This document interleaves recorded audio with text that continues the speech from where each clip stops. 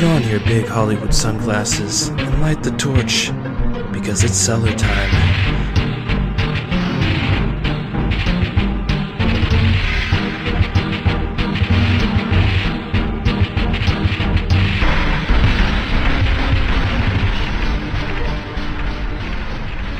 Welcome to the Crack Cellar, as the prophecy was once finger-banged by an orangutan at the fair. Because Broadcaster Nickels always says, I'm the non-binary nickel. Excuse me. That is not an altcoin. And I am Two-Spirit Penguin. And today, Broadcaster Nickels, we have a very fresh take on Guilty Gear Strive, don't we? We're going to do a mini review of Guilty Gear Strive. No, it's not going to get a Nick Cage rating, but it's going to get a Broadcaster Nickels rating, and I'm pretty sure that it's going to be something you might find on The Faces of Death, Volume 4. Guilty Gear Strive is a game for swollen amygdala. Okay. Wow. Harsh. I mean, it feels like Guilty Gear with a ball and chain on it. You know? Does. It feels like Guilty Gear held hostage. It feels like getting old. It feels like Get off my lawn. I don't know, like Guilty Gear Strive. I feel like Guilty Gear died so the fighting game genre could get rollback netcode. At this point, I feel like Guilty Gear fell on its sword so rollback netcode could come out or something. I don't know. Yeah. But at this point, that's the only positive I see from this adaptation of Guilty Gear. You remember on the PS2, the PS2 was the first console to go online with broadband. Dreamcast was first with dial-up, and then the PS2 came out with broadband. And SOCOM was the very first online first-person shooter. And I remember playing SOCOM online, like just bleeding edge, like day comes out, right? And I remember kind of like the clunky weirdness of the gameplay and sort of like how jarringly different it was as if it were single player. And that was the first time I realized the difference between net code and like normal offline code. And I think the Guilty Gear sort of has that going for it in the same way that SOCOM did on the PS2. It's like this brand new divergent technology that's just so rough that it just kind of had to have an edge or two that you don't really approve of. Kind of like in an analogy type of way, but I don't, netcode is the positive for Guilty Gear in this. It's good. I've done a lot of online matches. It's the best there is. It is very good. I mean, like it's uncontested. I mean, like day one, it was undisputed essentially, and I just scratched my head at how the IP itself, not the netcode it has built that will carry on and benefit the industry. But the IP itself, I don't understand how Guilty Gear goes from fastest fighter in the world to a Street Fighter clone. Like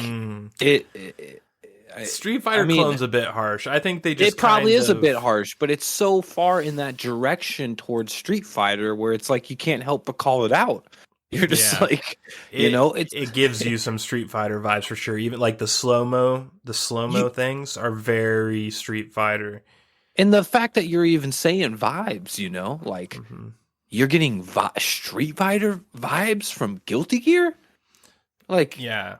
There's a lot more paper, rock, scissors to the gameplay too. Like Guilty Gear originally, and specifically the Guilty Gear X2 era, was all about insane speed, and much to being like Dragon Ball Z, sort of like the first real Dragon Ball Z fighting game was Guilty Gear X2 with Guilty Gear mode turned on. Yep. That was the fastest fighting game that ever existed, and I think it's the inspiration for why Arc Systems got the DBZ contract. GG mode was Guilty Gear. As soon as it was implemented, the truest, most standard form. Yes, yeah, it became the standard, and I feel like Strive has made me almost look back in Guilty Gear in a very negative way, because now it makes me look at it under a microscope and see like what Guilty Gears and Arc Systems has really been doing with Guilty Gear over time, and it just seems like a travesty to me. Like ever since X2 and Azuka, it seems like it went through this weird. Actually, the phase has never ended where it just doesn't know what it is. Yeah. I think and it's 3D is what really fucked them up. Like they just didn't know what to do with 3D, so they kept experimenting. Yeah, and it's weird to even think that DB Fighter Z, Dragon Ball Fighter Z, is them because it's so good. It just has poor netcode. And it suffers the same thing any fighter game suffers. After a few months after launch, its player base just gets so sparse and separated that it's hard to get actual ranked matches that you feel good about. Mm-hmm. Nonetheless, it's an anomaly at this point. When I look at DB Fighter Z and the success of it, and then I look at Strive, and then all the Guilty Gears going back even 5-8 years, it's just kind of like. Did you guys pull out all the badasses from back in the day to do DB Fighter Z? Or was it just a fluke? Because you were just doing Dragon Ball and the pressure was on and somehow you guys you pulled it out of your asses? Because Strive is just like the prime example of no one being in the house anymore. The house is empty. Like, Daisuke is I don't know if Daisuke is even a part of the he definitely ain't doing the music anymore. He definitely ain't doing the fucking music anymore. Wow.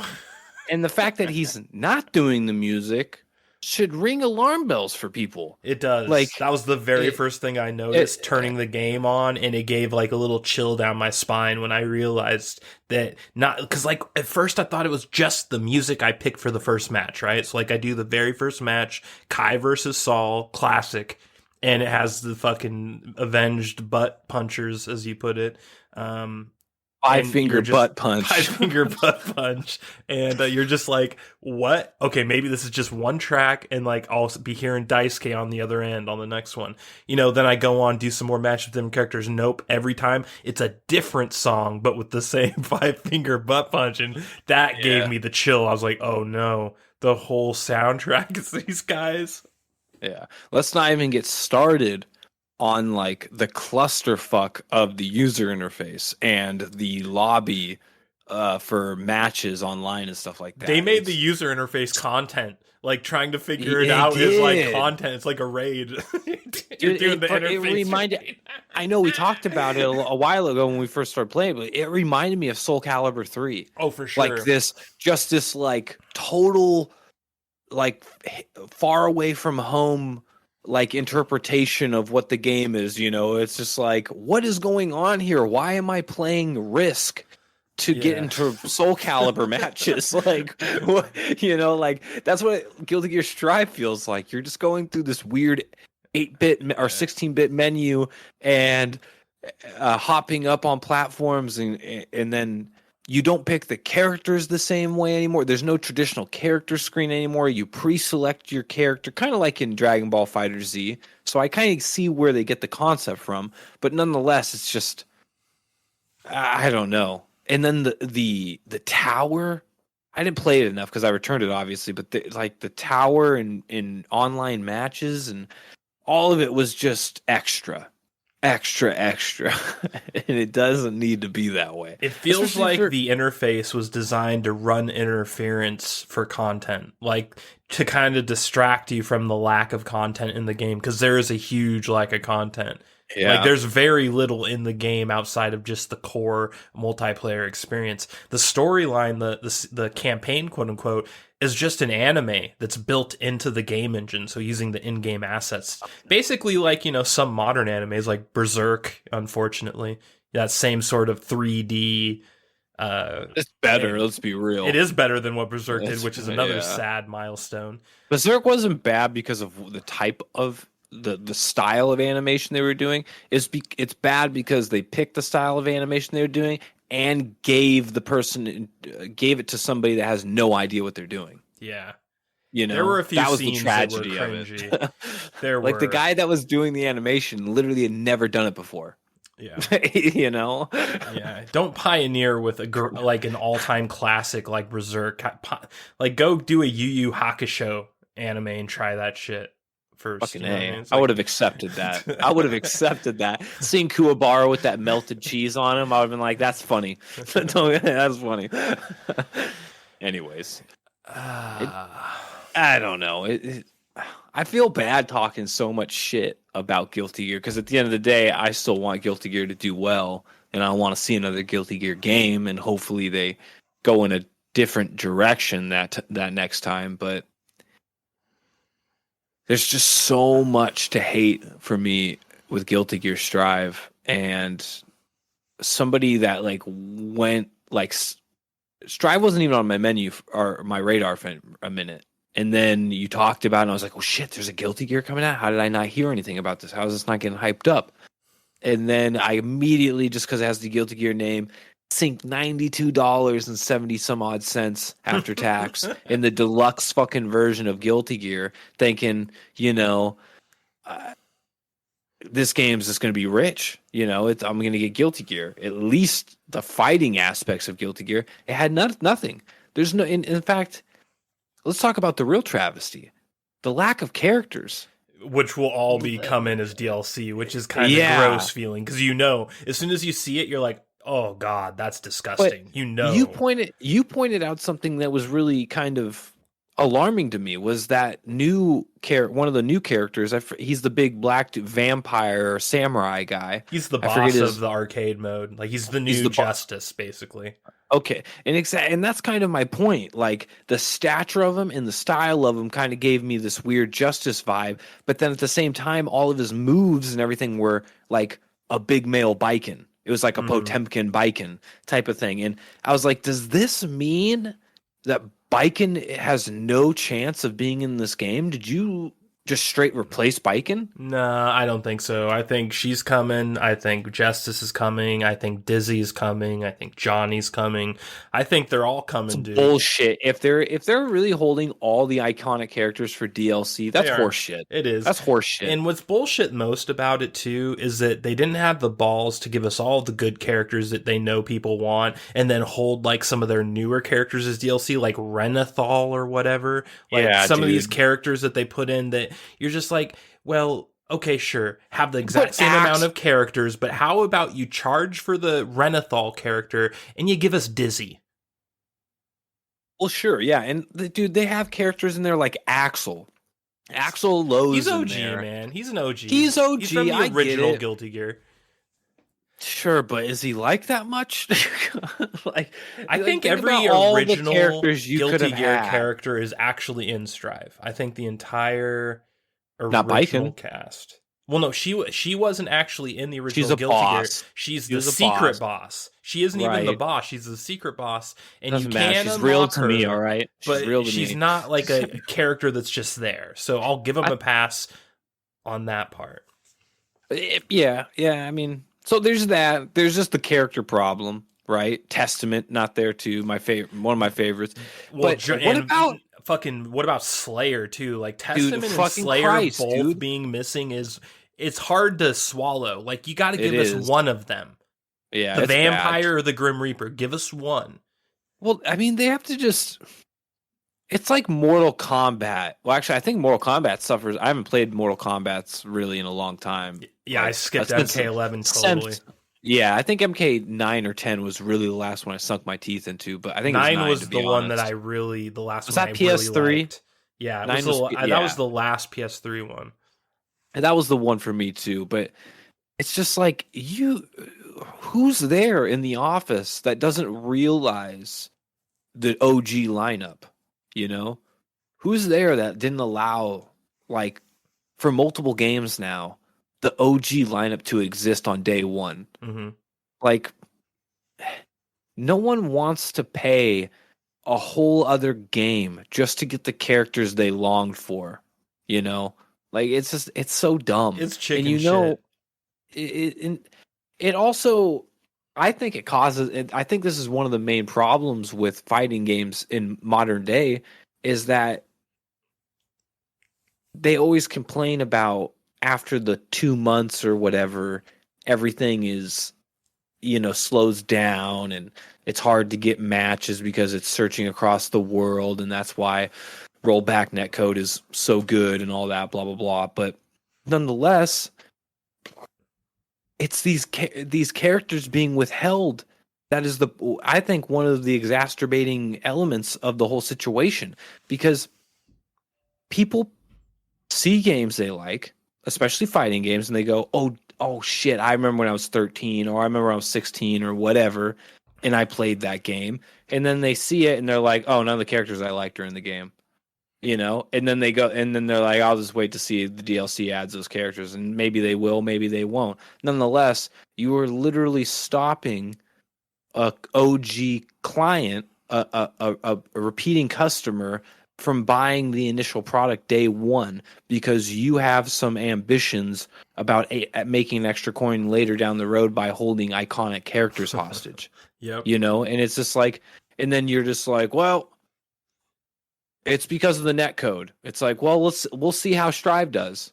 Even though the net code is as great as it's ever going to be, in my opinion, we'll see how it is in 3 months. We'll see how many people are playing, But if I swear, if you launched fighter games like you should and have like a roster of 20 fucking well-made characters, like think about Marvel vs. Capcom 1 and 2. Look at those rosters, 16 plus characters, 2 unlockable especially. characters. 2, I think, was the prime of Marvel vs. Capcom. It just had the perfect amount of characters. They were perfectly balanced. And how iconic is it? And it's just like, you guys can replicate that. We're capable of replicating that, but we just are just constantly shooting ourselves in the foot. Yeah. Constantly. Like, what was that character, Venom? From Guilty Gear X2? He's Zato's gay lover or whatever. Oh, God. The pool player. Q guy. God damn it. Thank I God like he's not one of the characters. Dude, I'd be pissed if he was one of the characters he gave us. No doubt, right? But here's Venom. It's a double-edged sword, right? Because it's like, at the same time, it's like, good thing he wasn't in there in the absence of Testament or something like that, right? Yeah. But at the same time, I want Venom to be there. I want Testament to be there more. But Venom should be there too. Well, you want all of them to be there, but monetization the way it is, there's so much pressure now from these fucking overlord publishers putting on the dev studio, like, we have to make more money, gotta make more money, gotta make more money. So these guys they're facing a rock and a hard place. It's like, oh, they really want us to like adopt phone game elements like fucking EA does, and like these companies that just rack in millions and millions of dollars off like little kids that run credit cards on their phones from their parents and shit, and like spend it's just really gross and corrupt, this type of monetization. And that's what all these publishers want on the PC market, on the console market. But the devs are trying to resist because they know that their users don't want it. And what they're doing right now in the land of Arxis is they're just holding characters back and they're selling them to you in lieu of doing the really gross shit done on phone games. And I don't know how much longer that's going to run, dude. I have a feeling it's going to get worse for us. I don't think the phone game mechanics are going to stay chained down for much longer. No. I think there's a Ragnarok waiting to happen for a lot of industries. I think the gaming industry most especially, because of how similar comparison you can pull to like casino type elements. It's just like, it's insidious. It's downright criminal, and I just don't know how it goes. But I'll end it on this. I've never returned a game in my life. I'm 31 years old. I'm about to be. I'm more than halfway through to 32. and I've never returned a game in my life besides Guilty Gear Strive. Damn. Yeah. Well, I was so disappointed with the game. I didn't even know you could return games. I honestly live in a world where, like, when you bought games from like GameStop and shit, it was yours. Good luck getting a return with that, right? But thank God Steam exists, right? They're still somewhat, of a service. Yeah. Well, I didn't hate it near as much as you. I find the music to be the worst part. I actually kind of view Guilty Gear Strive kind of like I viewed FF13. People really don't like FF13. Another game I hated and you gave a 2, I think. I actually think FF13 is middle of the road. Most people put it bottom tier in FF history. I put it middle of the road. And I'm kind of like that with Strive 2. I don't hate it as much as you. I think that it's kind of lame how much they slowed it down and made it more like Street Fighter, but there is still some interesting things that they did with Roman cancels that I like, and that like there's certain like flow combos that you can get into that just feel really good when you do them. And the thing that I'm really giving them some really strong credit for is the netcode. Like you already said multiple times, the netcode in this is bar none the best. Every match I play, even when I lose, it feels good. It doesn't feel like janky or, that shouldn't have happened or this is bullshit. It's just like everything feels really fluid and natural, and it doesn't feel like you're getting cheated at all. No. And like with the current state of multiplayer games where everything I play, I feel like I'm going up against cheaters nowadays, it's nice to have that feeling playing a fighting game at least. Yeah, no doubt. The only way I can describe it to laymen that don't play fighter games is that playing a fighter game online is kind of like being on a turbulent airplane. Yeah, good comparison. I like that. And it's like when you get rollback netcode, especially the first time you get onto a game and you're just expecting it to happen, and it's just this smooth takeoff, and you're like, oh, that's nice. Mm-hmm. That's the only way I can describe it. Yeah, that's perfect. And on that note, Broadcaster Nickels, speaking of perfect, there is a prequel to The Sopranos, and Tony Soprano is going to be played by the son of James Gandolfini, who was the original Tony Soprano. Who's like, it makes me believe in the simulation, man. When I saw that guy, I was like, that is Gandolfini. like how thick is this guy's blood? Yeah, dude. Are you ready to get to our preview of the Many Saints of Newark? Make it so.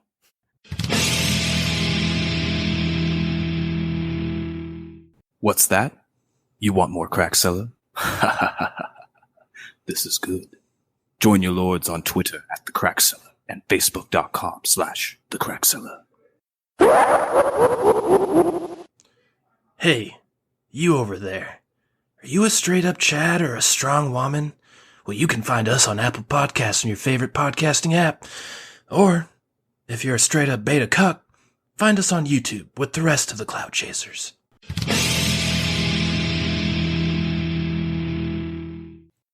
And we're back with our preview of the Many Saints of Newark. Broadcaster Nickels, this was highly unexpected. When did you hear about this happening? When was the first time you heard of this movie existing? I think 5 days ago when you told me. Okay, so I'm the one who introduced it to you. Yeah. It's crazy how out Where's of nowhere the fucking advertisement for this shit? I didn't see it anywhere. I had no idea this was under development. I've even watched podcasts with stars from the original Sopranos, which coincidentally aren't in this movie. So it kind of makes sense why they didn't bring it up. They're probably pissed that they weren't in the movie. But that never brought this up. Like, I had no clue this was happening till a couple days before I told you about it. Out of nowhere. And the craziest part about this is that, like we said earlier, fucking son of James Gandolfini is playing the younger Tony Soprano. It is unprecedented in cinema Uncanny. history. There's never been anything like this that's happened, right? Like, can you think of a single example of the son of an actor playing the younger version of a character that older actor played? Like, has that ever happened? Ever? I don't think so.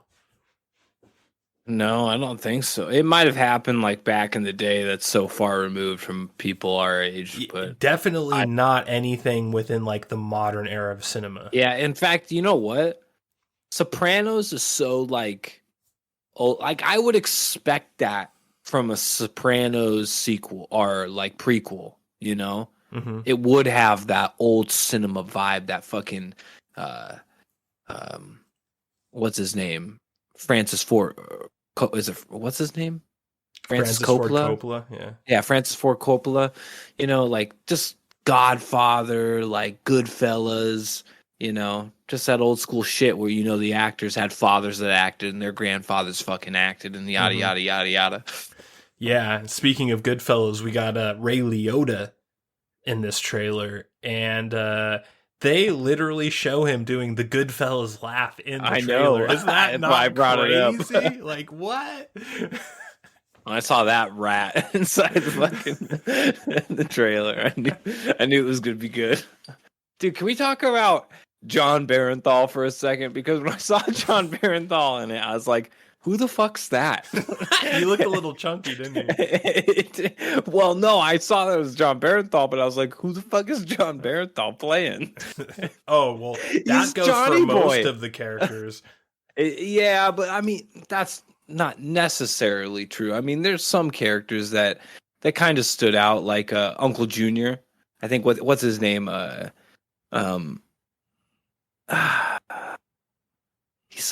forget what he's really in, but he's just always plays that bald, skeezy guy in a lot of comedies. I think his name's Corey something, but nonetheless, he's playing Uncle Junior.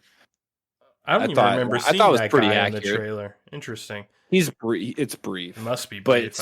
as soon as you see him with the glasses and the hat on and the collared, you know, yeah, I don't even know what type of collared t-shirts you really call that, but with the, you know, the extra stuff, the corduroy, whatever he had on. How many times have you seen The Sopranos? All the way through, like all the way through from beginning to end once. One time, and it was but how long ago?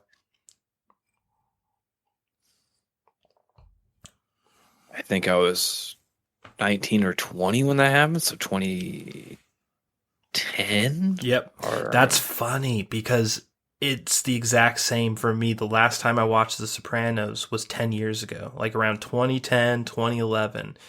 And I've actually seen it 3 times. I watched it a few more times earlier on because that show was kind of old for you. Like that was old news by the time you were starting to grow up. I saw it like rough, like little bits and pieces of it when it was actually airing on HBO. But it was too old for you. Yeah, it was way too old. You were a kid, yeah, like when that was going. So like I was a teenager, so I could get into it when it first aired, barely, but I could. You were just a little too young. Yeah, I was way too young for it, to be honest. Let's be real here. I would say way too, but just a key amount too young, yeah. So you watched it once later in life, and what do you think about it? Like, a lot of people call it the best television show in the history of television. Where do you rank it? Like, let's just say you have a top 20. Where is it at on your top 20 theoretically? As far as like television goes? Yeah, all television. Is it in your top 20? Top 3, no doubt. Okay. Okay. Maybe top 5. I top 5 like confidently. I'd say right off the cuff top 5. But if I might, you know, after I analyze it a little bit, might put it in the top 10. But it's up there, dude. Like it's some of the greatest television I've watched. I mean, as far as HBO goes, I think it's almost their best. You know, like. Well, there's a lot of room for debate on HBO's best because... Like season 1 of True Detective and Boardwalk Empire. That's the thing. Are you going just a specific season or do you have to take all seasons into account, which could fuck a few properties up? Well, you can do whatever. That's the whole point of having a tier list, personal tier list, right? You could say or True Detective season 2 for all I give a fuck, but everyone's going to tell you you're a fucking idiot. Nonetheless, listen, Vince Vaughn was amazing, and Colin, take a lap. Okay, don't you have a phone booth to be in? Cry, go cry in a phone booth, man. Like, for Christ's sake, dude. So you put a top 5. You put Sopranos top 5. Confidently. I mean, I'm surprised to hear that. Probably not. You know, so top 10. Yeah. Probably top 5 HBOs. That's probably what I was That's not what we're talking about. Okay, yeah, so that's probably what I was thinking. Because it's HBO, everything. It's not television. Let's hear it. Top 10? Okay. Top 10? Top 15?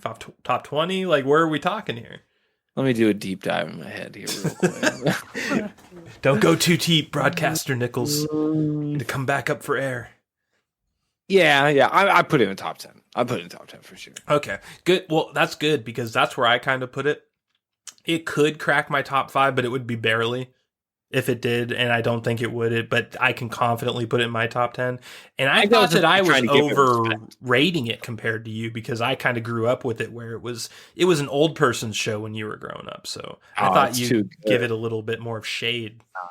The young bucks appreciate Soprano, no doubt. Yeah. Well, it has the original creator, David Chase, making it, so that always makes me feel confident. I still can't get over who John Barenthal is. Like, he looks nothing like Johnny Boy. I had to look it up because I was like, who's John Barenthal playing? Well, Johnny Boy had some curls back in the day. I'm sure there's other characters I didn't even recognize in the trailer that for I'm sure going to be talked about. But John Barenthal, I was just like, all right, who is he? Yeah, and that's one of the reasons why I mentioned that I haven't seen this show in 10 years. It's right at the perfect point for my brain because of how much shit I watch and how much content I consume, where The Sopranos is starting to slip from my head again because it's been about 10 years since I've watched it. So I'm not super sure what all these characters were in this trailer. Like, I know some of them, obviously, but not all of them. Yeah, I mean, they're honestly the only characters I've really recognized was Uncle Junior, and then after the fact, looking. What about Tony's mom? I recognized her pretty quick. I recognized her just because the implications of the trailer. I was just like, oh, well, obviously what's her name, Livia, I think, right? That was her name. I think so. Yeah. Yeah, it's Livia Soprano, but because the actor that was her in the original series was, old. God rest her soul, man. I think Nancy Markham. She was good though. I loved her in Sopranos. She's a classic actor, Sabrina. Yeah. Just a great actor, but nonetheless, when she was in Sopranos, she was kind of long in the years, They gave her justice though with what's the modern actress's name? She's in Insidious, right? She's the wife in Insidious. I didn't actually recognize the actress. I'm pretty sure she's the chick from Insidious. I don't think I've ever seen Insidious. What? You're the horror guy. Yeah, that's one of those ones that fell off my radar because it looked a little too cheesy and campy. Yeah. I watch a lot of horror. I have to be a little bit discerning. What were you going to say? You were holding back, weren't you? Because you didn't want to talk too much shit on the horror genre. I get it. It's a desert, but every once in a while you find a mirage. I honestly think the horror genre got left in the rearview mirror with fucking in Leatherface 2 when he's just flailing in the road at the end when they escape, and that's the horror genre in a show. It's just there. Yeah. Forever in time. The funny thing about the horror genre to me is that, like, if I were to go through, like, my favorite horror movies of the last 20 years, so basically everything that's happened since the year 2000, a fucking Joss Whedon classic would be towards the top of my list. Cabin in the Woods. And that's sad to me. I've still never even seen that. I should. It's good. It's really good. I think it's Joss Whedon's best work, and I'm not a fan of Joss Whedon. Honestly, I really don't like the guy. But Cabin in the Woods was a great movie, and the other one is the one with Ethan Hawke, Sinister. I think Sinister, the original Sinister, is like one of the best traditional horror movies that has come out in the last 20 years. Oh, I like Ethan Hawke, so let's do this. Sinister. I'm going to look this up and I'm going to remember it. There we go. It's basically a horror movie about the boogeyman, and it was really well done. Huh. Oh, shit. Yeah. That looks like Kane. WWF, the big red machine. Yeah, that's Kane, bro. That's Kane. Actually, that's like Kane X Crow. All right, after talking that kind of shit, you actually need to watch the movie now. That like you can't go to bed thinking that is who that is. You need to watch that movie now. That being said, back to the Many Saints of Newark. Do you get the vibes that this movie is going to be about the riots? Weren't there like crazy riots in New Jersey in like the late 60s? I could have sworn there were. To be honest, I don't know. I'm not going to claim to know any of that stuff. I feel like I've seen videos about it in elementary school. Like I swear to God that I remember that there was some riot there. That wasn't heavily referenced in the original series, was it? No, I never heard about any sort of riots in the original Sopranos at all. But there's a few scenes in this trailer that looks very like eerily like scenes from a sort of educational movie I think I saw about riots that happened in New Jersey when I was a kid, like in elementary school. So I don't know if that's just a made up memory or what, but that's when I was looking at it, I'm like, oh, I think this is about something real that they're going to tie into the backstory of Tony Soprano. I mean, if it's well done, it's well done.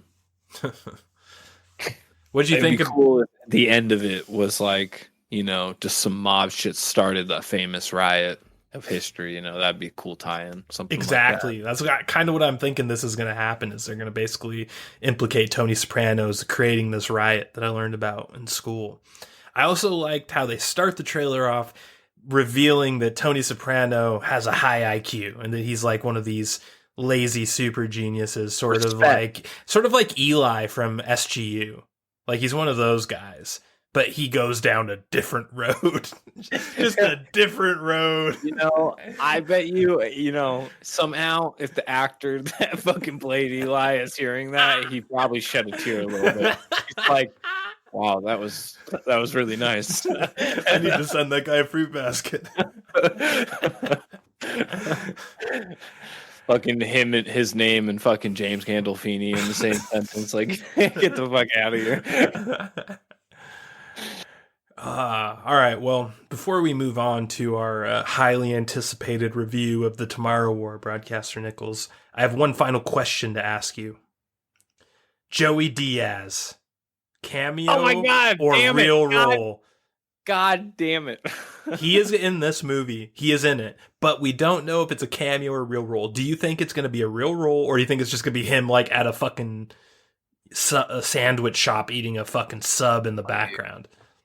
Dude.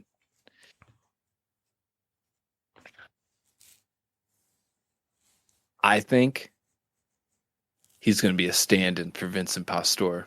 What? They're going to CGI over him. No, I'm just kidding. Wow.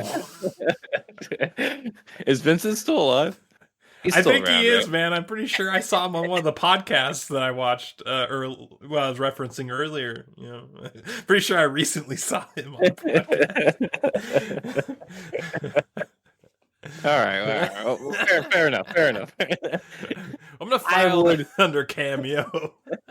Yeah, I would probably go with the sub shop. I don't know, dude. I think Joey's one of those like COVID-19 spooks. Mm-hmm. He is. And it's sad to say. It's because he knows he's in the comorbidity group. Like he knows, he is exactly the guy that dies from it. Diaz. The fact that it ruins his persona. It does. Like when I stopped. I feel mean saying this, but I actually stopped listening to Joey Diaz when I realized that he was a fucking COVID phobic person. Like that's like hiding in his house voluntarily. Like he's a part of it. Like he likes this shit, and that it kind of ruined the persona of Joey Diaz a little bit for me. I agree with you on that. Yeah, fuck Joey Diaz. But if you want us to guest on your podcast, send us an email at google.com. Broadcaster Nickels, are you ready to get to the Chris Pratt classic of 2021? Indeed.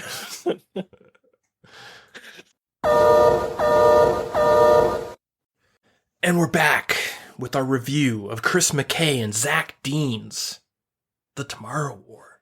Is that their names? It is, and they're pretty cool names. And the creators of this movie describe it as the following.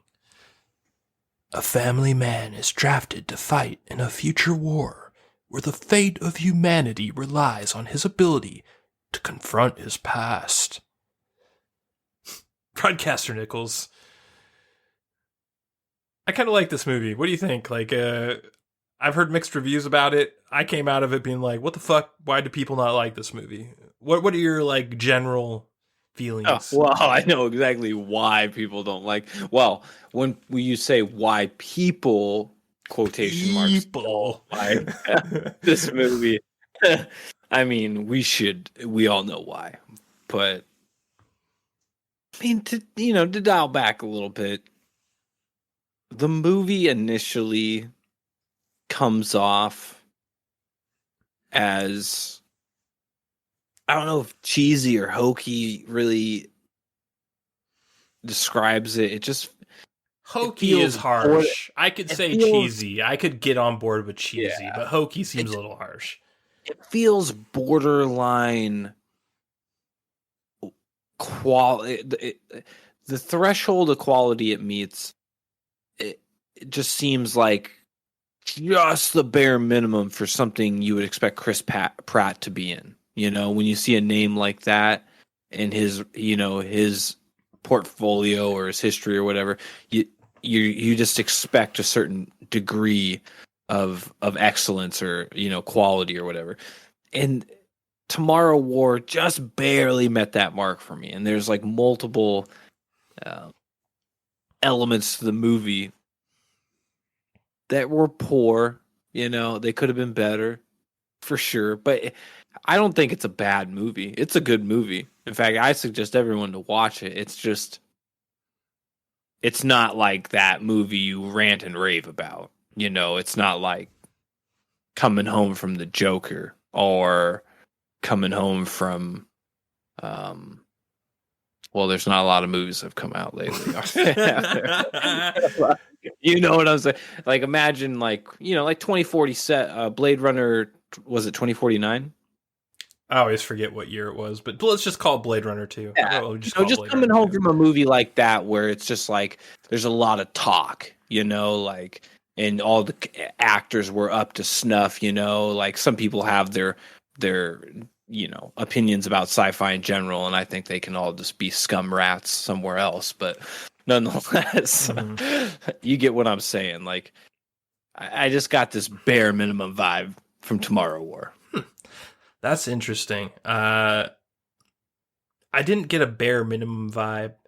I definitely got we're using heavy green screens and at times it'll show vibe from Tomorrow War. I thought they did really well in that department. They did do well in it, but there are times where it kind of gets a little jarring. Like, it reminds me of Amanda Tapping's Sanctuary from the Sci-Fi Channel, which she jumped ship from Stargate so that she could start her own show, Sanctuary. And this show was revolutionary in a way because it used only green screens. There was no real world shots of any kind in the show. Every single shot was a green screen with these sci-fi CG backgrounds and shit.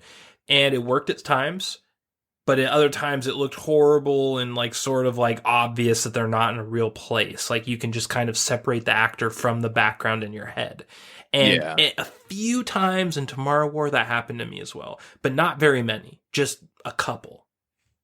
For sure. I mean, I definitely get what you're saying. I thought overall, like it was good. You know, like it passed in almost every scene. There were weird artifacts in certain scenes where my eye caught it and I was just like, okay, it wasn't like the scene necessarily was bad. It was just that little piece that all of a sudden made me realize that this was fake for a second, you know, like making you kind of suspend, you know, get out of the world real quick, you know? Yeah.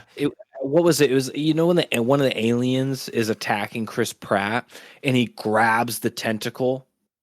It's when he's going down the tunnel to save Miri, you know, and he's grabbing it.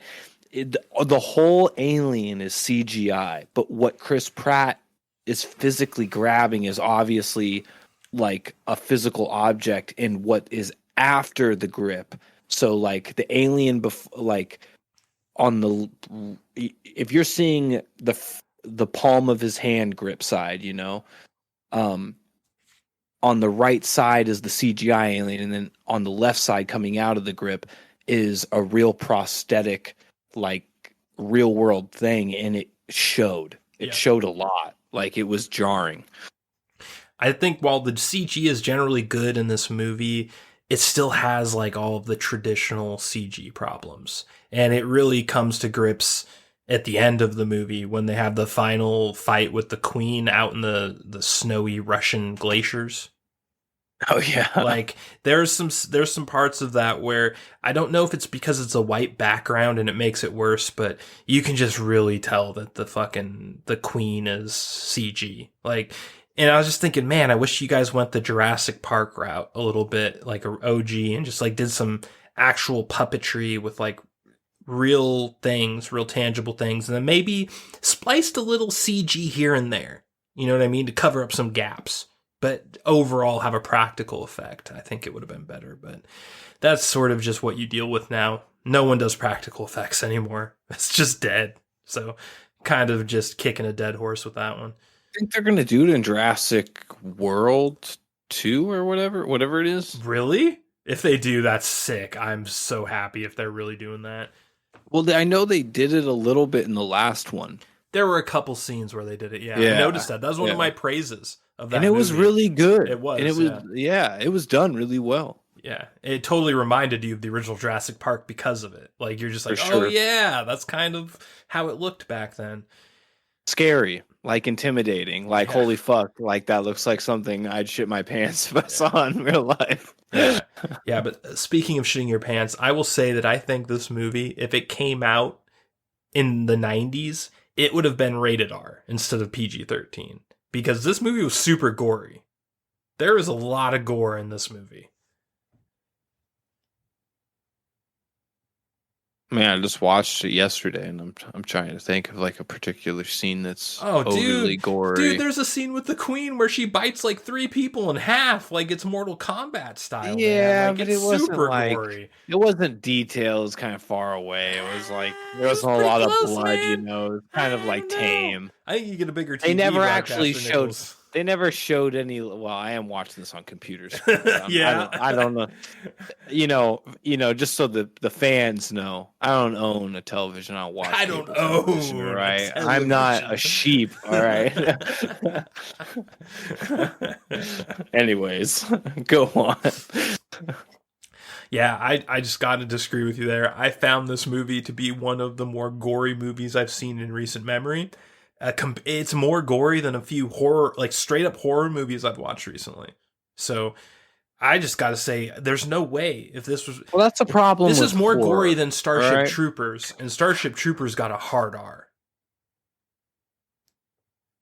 Listen, it's not more gory than Starship Troopers. It is. I think it is. No way, dude. Are you kidding me? It's at least in the same neighborhood. At least in the same neighborhood. Dude, that queen did some shit that Mortal Kombat would blush at, dude.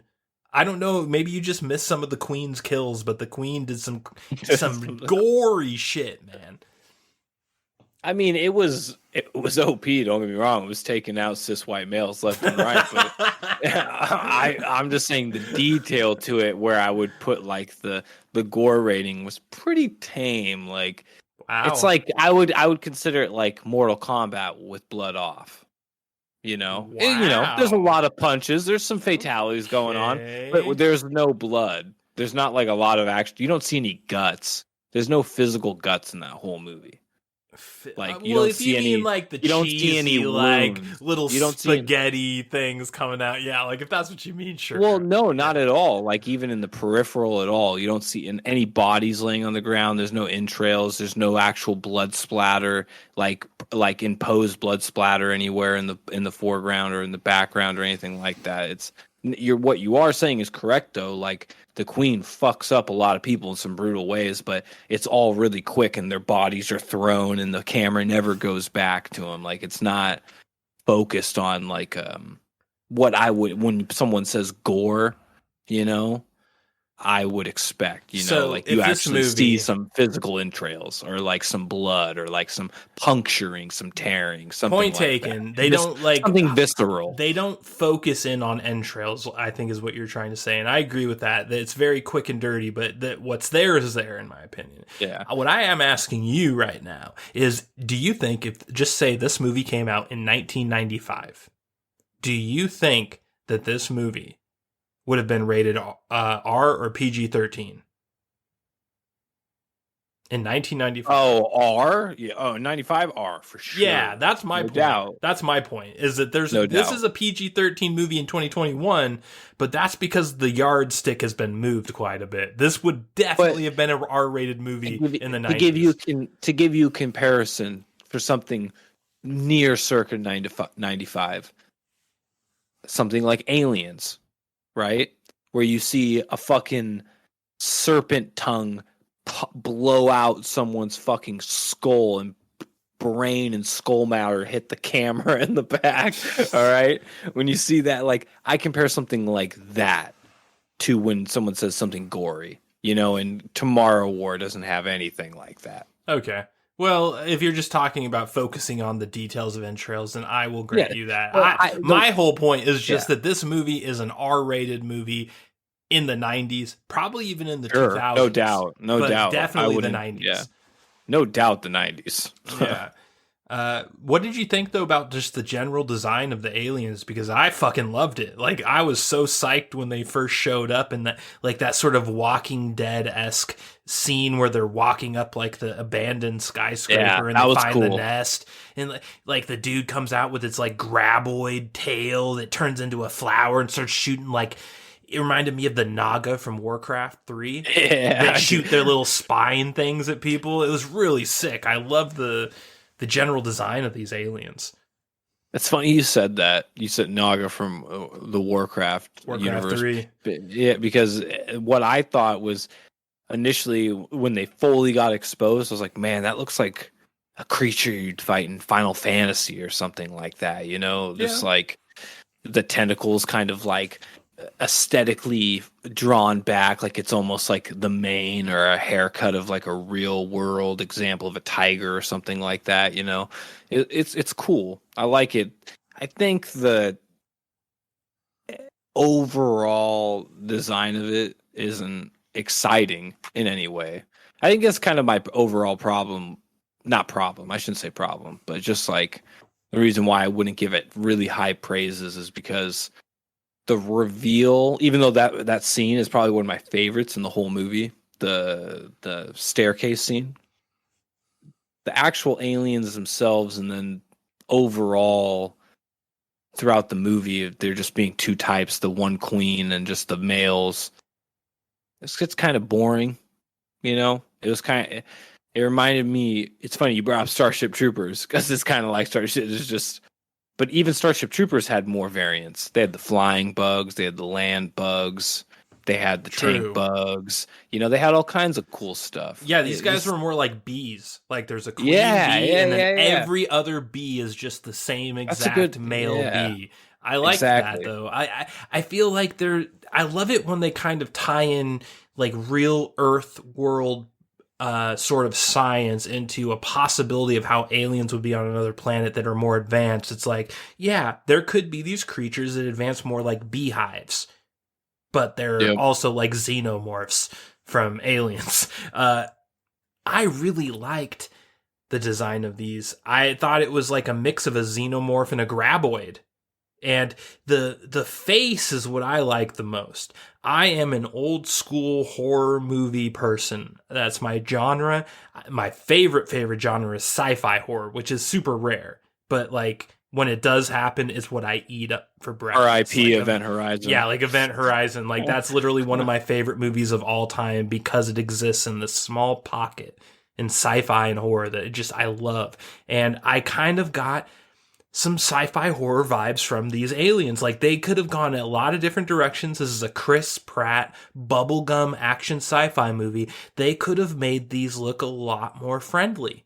And they didn't. They made them look like something out of a horror movie, like Pitch Black with fucking Vin Diesel. Or fucking... Yeah, they actually, that's a really good example is Pitch Black. Not like so horrifying that it would scare children to the point where they don't want to watch the movie, but intimidating enough to where it's going to leave an impression. Yeah. You know, like a graboid. Mm-hmm. Like, you know, not... Dude, when ironically it opened its tail like a penis, with the flower, like and it started shooting the spikes, like that was sick, dude. Like there's a lot of like really fine details with these aliens that I really liked. Yeah. Yeah, no doubt. I mean, the aliens, they didn't detract. I think that's what I'd ultimately say about the movie. They weren't like a letdown, you know, like where most movies like this, where there's this alien reveal where it's going to be the main subject of the whole movie, and they're just fucking lame, you know, and unbelievable. And then on top of that, this movie also deals with time travel, which is another pretty heavy burden to deal with. And did time travel well. I really believe that the way they did time travel in this movie is one of the better, more believable versions of it I've seen in a long time. Well, I mean, it's believable for sure, but I think that's also half. It's like a double-edged sword because the movie, I think about this a little bit. I don't even want to say it's tropey because there's not a lot of tropes to it. No, there really isn't. It's like I want to say rudimentary, but it's not, that'd be like it's surprising me a bunch of times. It's just simplistic. You just every scene rolls out, and you're just like, oh, you know, you watch so many movies, and you're like, all right, something's gonna change, and fuck this up, you know. But the movie is very fluid in that way. It goes from scene to scene. There's not a lot of mishap. There's not a lot of, but even further into that, there's not a lot of hiccups. No. You know, except for the main hiccup heard around the world, which starts the entire movie. Which I like. I really like the way they did that, where they start the movie with the big fuck up that sends them prematurely into the future. Then immediately as he lands in the pool and all these people are falling down, they go 30 years back and start where it begins. When it first happened, I was like, why do you got to do this? But then by the time it went through the whole thing and then caught up to when they really do that, I was like, that was actually good. I like the way that they did that. On that note, I got to address this. Fucking directors and these people in charge, they gotta fucking stop doing that. I fucking hate when a TV series or a show does that, where they just show something, you know, almost cool, you know, like a bunch of people falling to their deaths and the lucky few falling into a skyscraper high-rise pool, you know, and it's Chris Pratt and he's getting out of the pool and he makes a cool pose and he looks out into the sky and then it goes 28 years earlier. I fucking hate that shit so I usually hate it, but I thought they did it all right in this movie.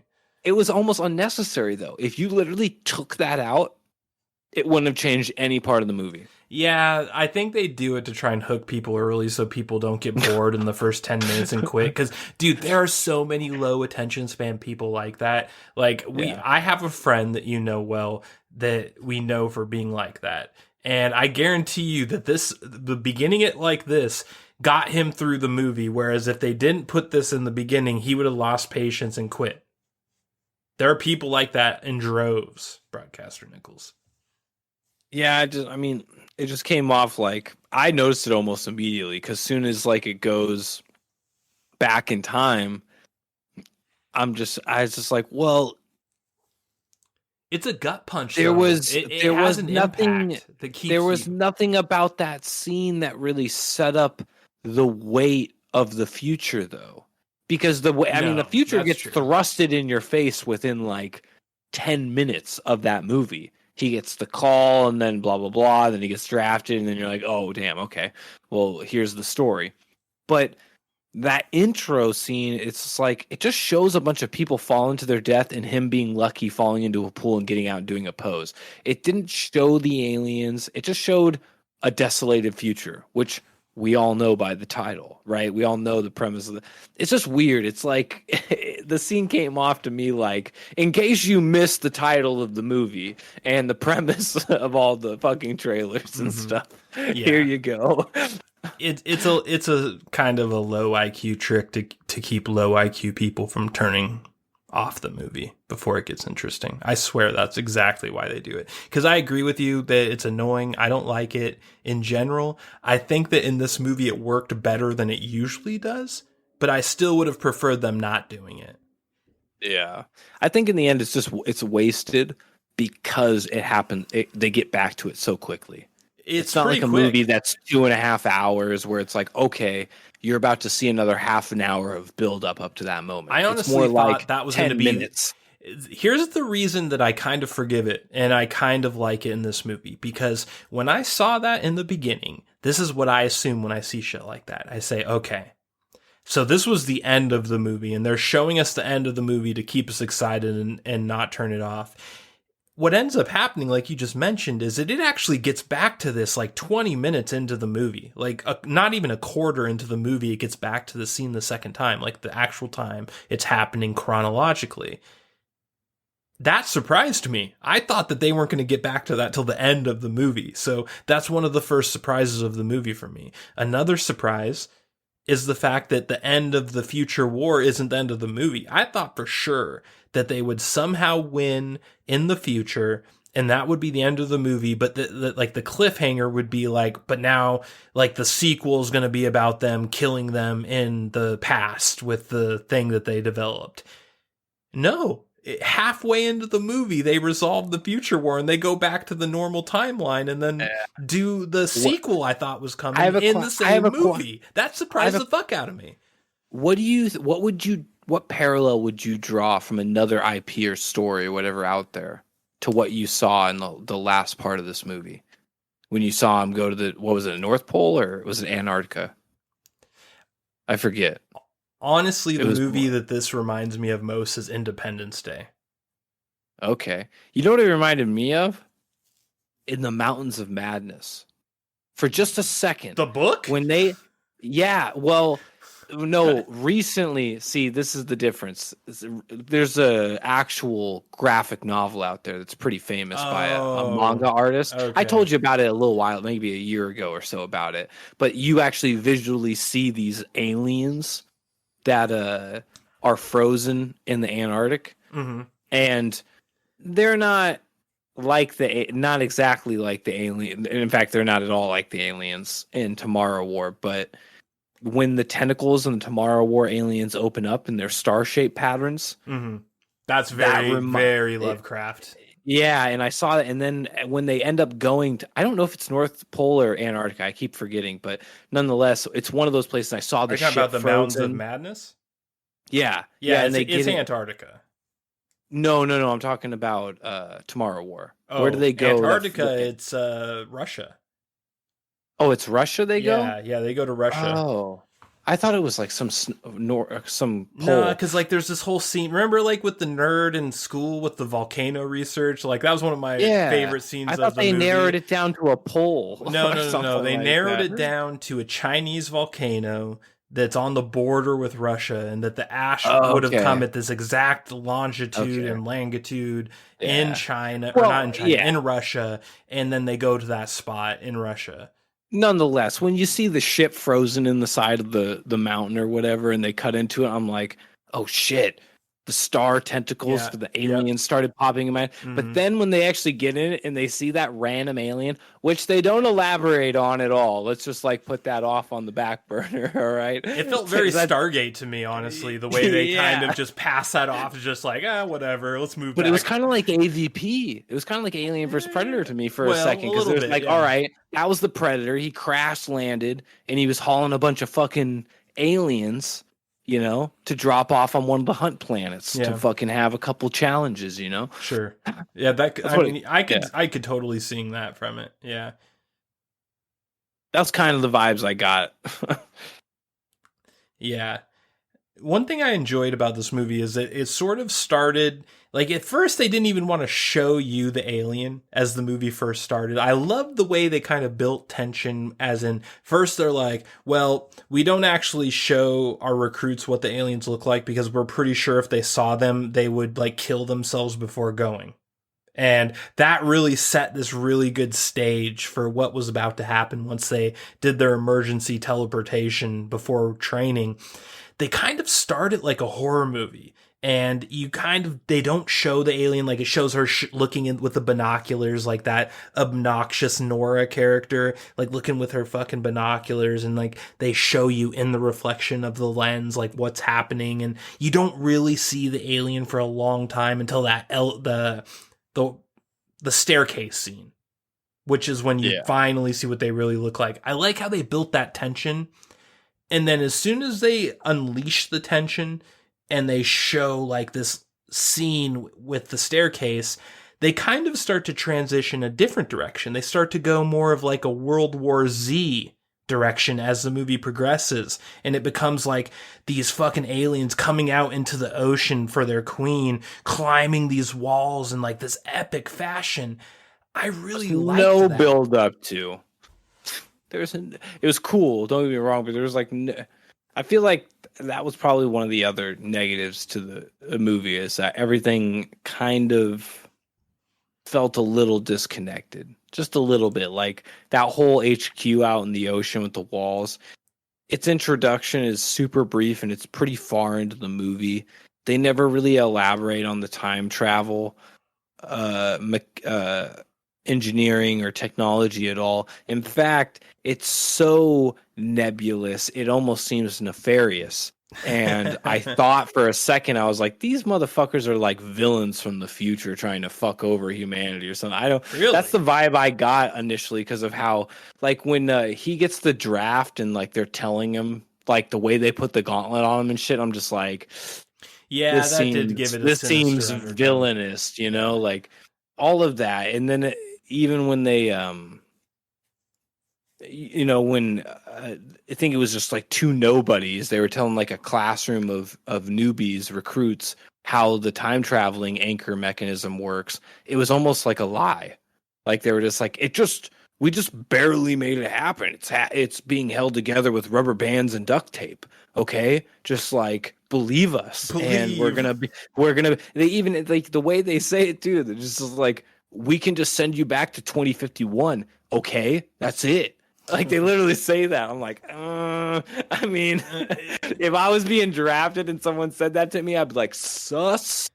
Well, they threaten their families too, so it does look that sus too. as fuck. Yeah, you're right about that. I agree with you, and I guess it's just like the desperation of ignorance. Yeah, like you look at the situation, it's like they know that this is going to end humanity and that these people are living in the safe past. That, well, it's easy if you're like in your 30s or 40s and like someone says, hey, in 40 years humanity will end. You'd be like, well, I'll be dead by then, so okay, good luck. Like that's kind of going to be an attitude, and all the people that you're trying to recruit are all older people. So like let's talk about the ethical implications of that too, by the way. I think that we need to talk about the temporal implications first. One of the things I highlight about this movie is how well written it is.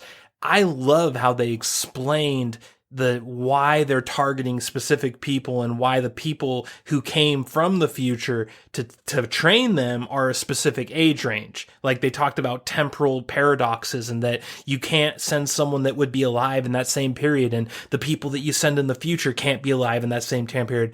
That is a level of detail that a lot of time travel sci-fi type things sort of just shove off to the side and say, just deal with it. I like how they kind of pinned a needle on that, and they said, we're going to explain this. Yeah, it's a good detail for sure.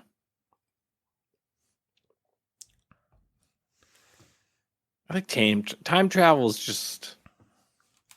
A lot of people don't like time travel. It's a big controversy. Like whenever a Star Trek does zombies, a time travel episode, people get pissed.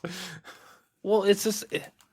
maybe it's not exactly like zombies. It just feels so overdone and burdening. Like, soon as someone says, like, I'm doing a zombie series, oh, this series is about time travel, you're just like, I hope you do it well. You know, like, yeah. It can be perilous doing time travel, and what also is perilous is holding the poison formula that's going to save humanity in your hand as you're teleported. Doing a fist push-up too. Like, what the fuck? Like, it is a miracle that fucking vial of anti or super whatever the fuck that vial was that he brought from the future. It is a miracle that didn't break on his impact landing from the future. And like, he invited it. Like, she was like, your job is to survive. He's like, I'm going to jump down into an ocean of aliens. And like, it's just, dude, that was so whack. When I saw that, I was just like, whack. Like, there's no way. It's like, you're going to go back to your young daughter. You're literally in the moment. You're like, fuck my young daughter. Future daughter all the way, I'm dying. Well, future daughter was a fox, so I kind of get where it's coming from. I get where Chris Pratt, the actor, would be. Yes. But as the character, not so much. That didn't make sense. That was weird. And like, Pornhub.com, incest genre, gross, that's where he was going. Yeah. Well. Wow, step bro. Well, at this point, he does get teleported back to the future, or back to the past, and where he's from. And apparently, his daughter from the future dies one of the most horrific deaths in cinema history. If you think about what's about to happen to her based off of what we saw before that scene ends, there is no more just like, if you put a tier list of like the ways you want to die, at number one being sleeping peacefully in your bed, on Oxycontin, getting a blowjob or whatever. Go all the way to the 8th level of hell, bottom of your list. You're going to see what happened to this bitch. It's pretty brutal the way they were setting it up. You know what it kind of reminded me of? Constantine. Oh, yeah, totally. It's like jumping out of hell, but instead she's going into it. You're so right. That is exactly right. And I forgave him for the way he acted when he got back. And I think that one of the reasons I like this movie more than you is because I'm a father and I have a daughter. And this movie really plays on the father-daughter heartstrings a lot. I'm not going to lie to you. There are some parts of this movie where I'm just like getting a little emotional, where like 5 years ago, I would have bitch slapped myself for getting emotional. And I think because you are a person without a daughter, you might not give it as many points in certain aspects. Cis white male. Well, I thought just for a second you were going to say cis white male with this fucking this tone. That tone. The part where he gets to his house after he came back from the future and he's greeted by his daughter that he just saw fall into a pit of hungry aliens that are about to tear her at a molecular level. Like, and then he sees his daughter come down 8 years old with this little sign that says welcome home or whatever with glitter and hearts on it. And he just, like, the way he looks at her and the way he sort of breaks down, I felt it. That was one of my favorite scenes of the movie, and I think 5 years ago I would have totally it'd been one of my least favorite scenes of the movie. So I think there is a little bit of that going on in this movie in terms of like why you might like it less than I do. Yeah, I'm not susceptible to those pulls, but I mean, it just seems there's just parts. Your defenses are weak, old man. It just seems like it's so, I don't know, just obvious. Like one example is Future Muri. I saw that coming from a mile away, like 2 miles away, 5 miles away, really? 8 miles away. I saw it coming. Like the moment she said, like I saw the way she was looking at him. I'm like, man, did the director tell you to make the face of you're seeing your dad that you haven't seen in 30 years face? Well, that's exactly what the director told her, because that's what was happening, Nicholas. But it was so obvious. It was just like, it was like the biggest tell in the world. It's just like, okay, well, this is his daughter. This is so obvious. Okay, this now his daughter, especially the heavy hand on Forrester. They're like, Colonel, I'm not a colonel. It's like, here. Okay, that was right. You know what? I'm going to give you that one. That part I was cringing at a little bit because it was very like, okay, whatever. But I was like, I saw that coming before they said that. I was like, you didn't need that. Yeah, no, they didn't need that part. But the actual premise of it in general, I actually liked, and I did not see it coming, and I also didn't see a problem with it. And this is why. They made it obvious what was going on. As soon as you see them come face to face and he's like, you're Bravo Commander, right? Or whatever the fuck her call sign was before they met. And she's like, yeah. And she gives him the face like you're talking about, like, oh, it's my dad I haven't seen for 30 years. I'm going to look at him like that. The reason I don't hold it against them is because they reveal the facts of the matter in the same scene. Now, if they were going to keep this as an illusion for like 4 or 5 more scenes, I would be with you. I would be calling bullshit and I would be pissed about it. But because in this scene they reveal it, I don't really find a huge problem with it, with the way that she looks at him, because they're not protecting a secret that goes 30 minutes into the movie. The secret comes out in 2 minutes.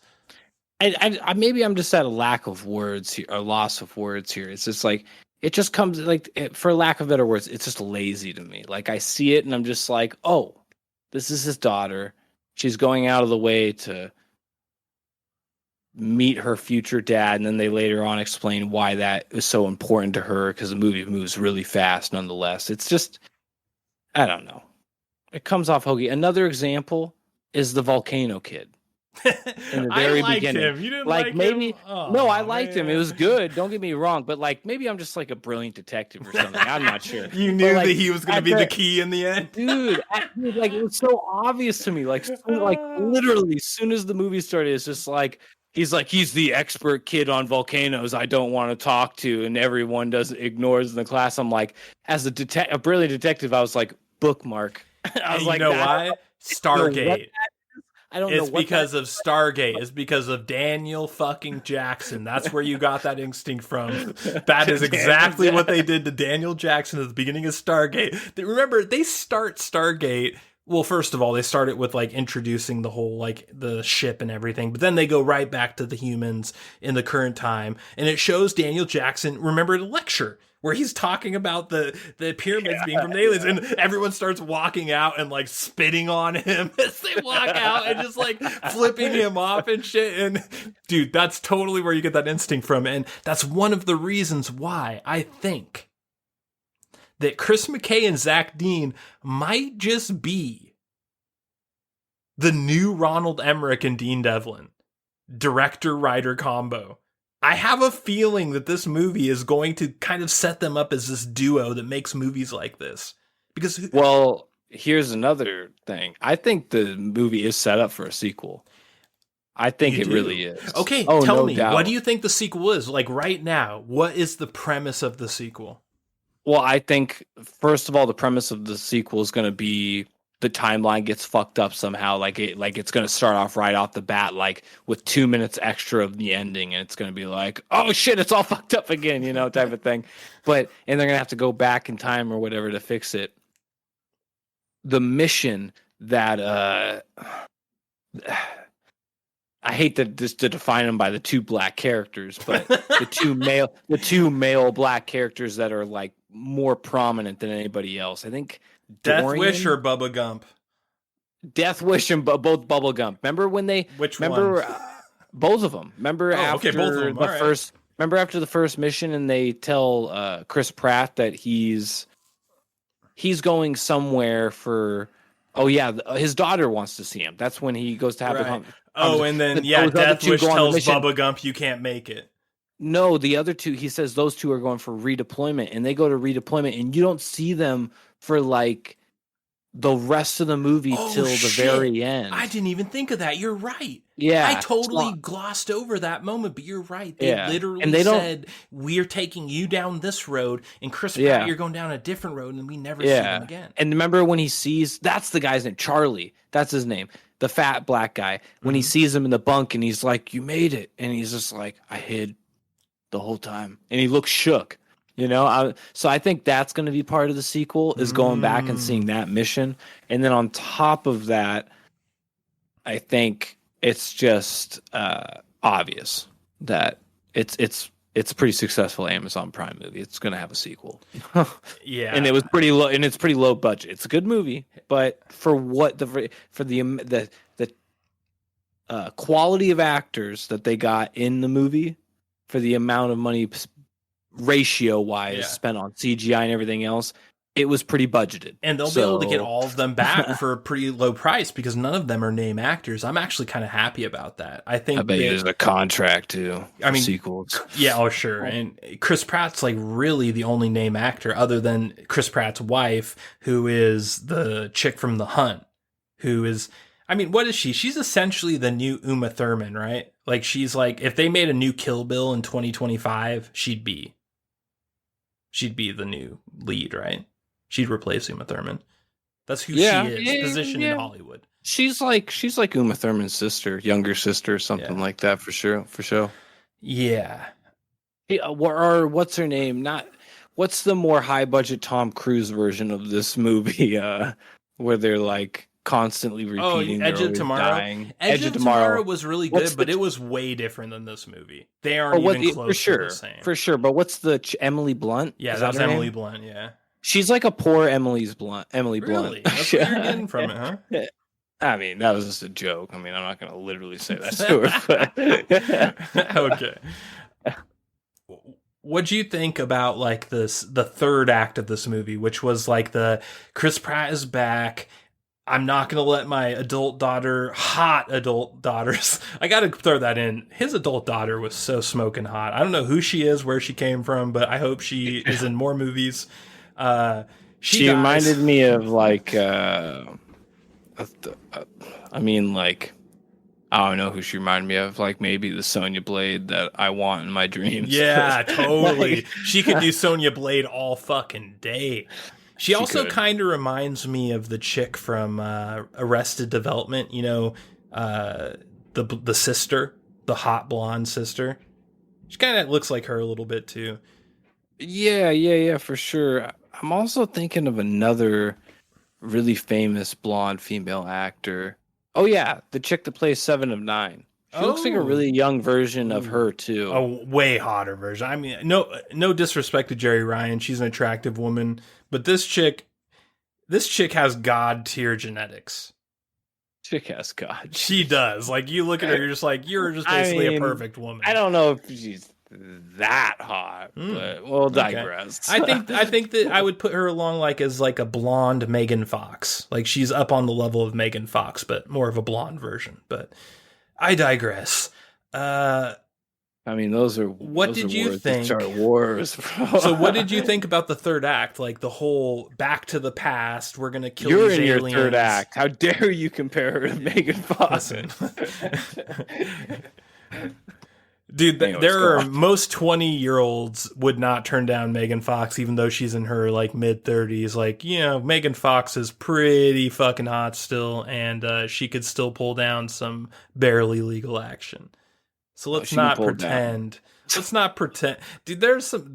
Just look at Sofia Vergara, like the chick from Modern Family. She's like fucking 58 or 60, and she could probably still get 18-year-old dudes to I mean, come on, guys are dogs. Like, we don't need to worry about the feelings of hot women that are aging. They're still pulling down whatever they want. So it's not like, come on. What's her name? Sofia Vergara? Yeah, she's the Mexicano chick from Modern Family. Yeah, she's old, but she is smoking hot, and I guarantee you that she could pull down most 18-year-old dudes or 20-year-old dudes. Oh, no doubt. Like, any of them. Hold up.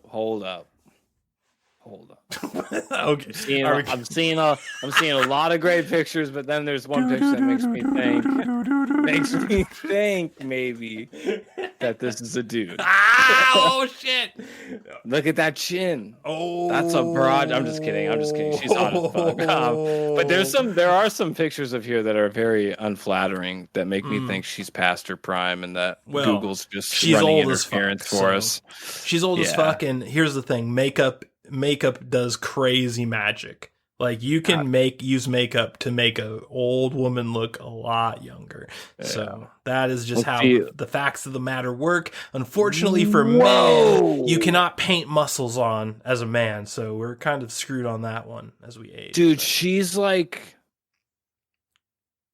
she should be the fucking poster child for Botox in the face. Oh my God, here we go, Broadcaster Nickels. Let's hear it. Holy fuck. No, this is a good thing. Like, I've never seen someone with Botox in the face where I was just like, they got more attractive.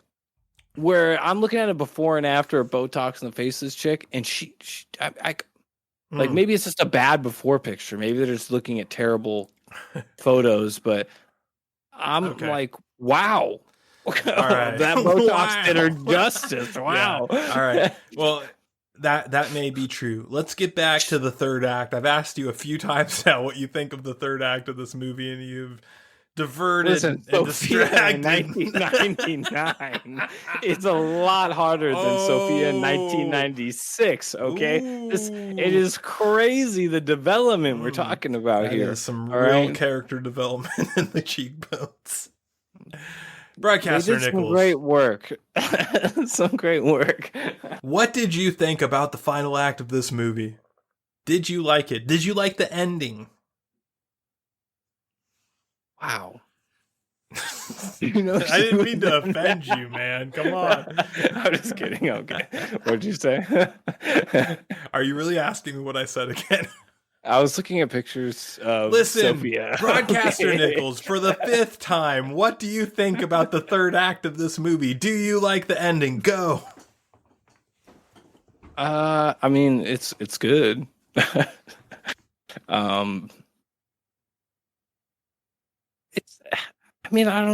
know what else to say about it, really. Like, there's this word I'm trying to pull out of my head that's run of the mill. It's like, it's down the middle. It's like a C, it's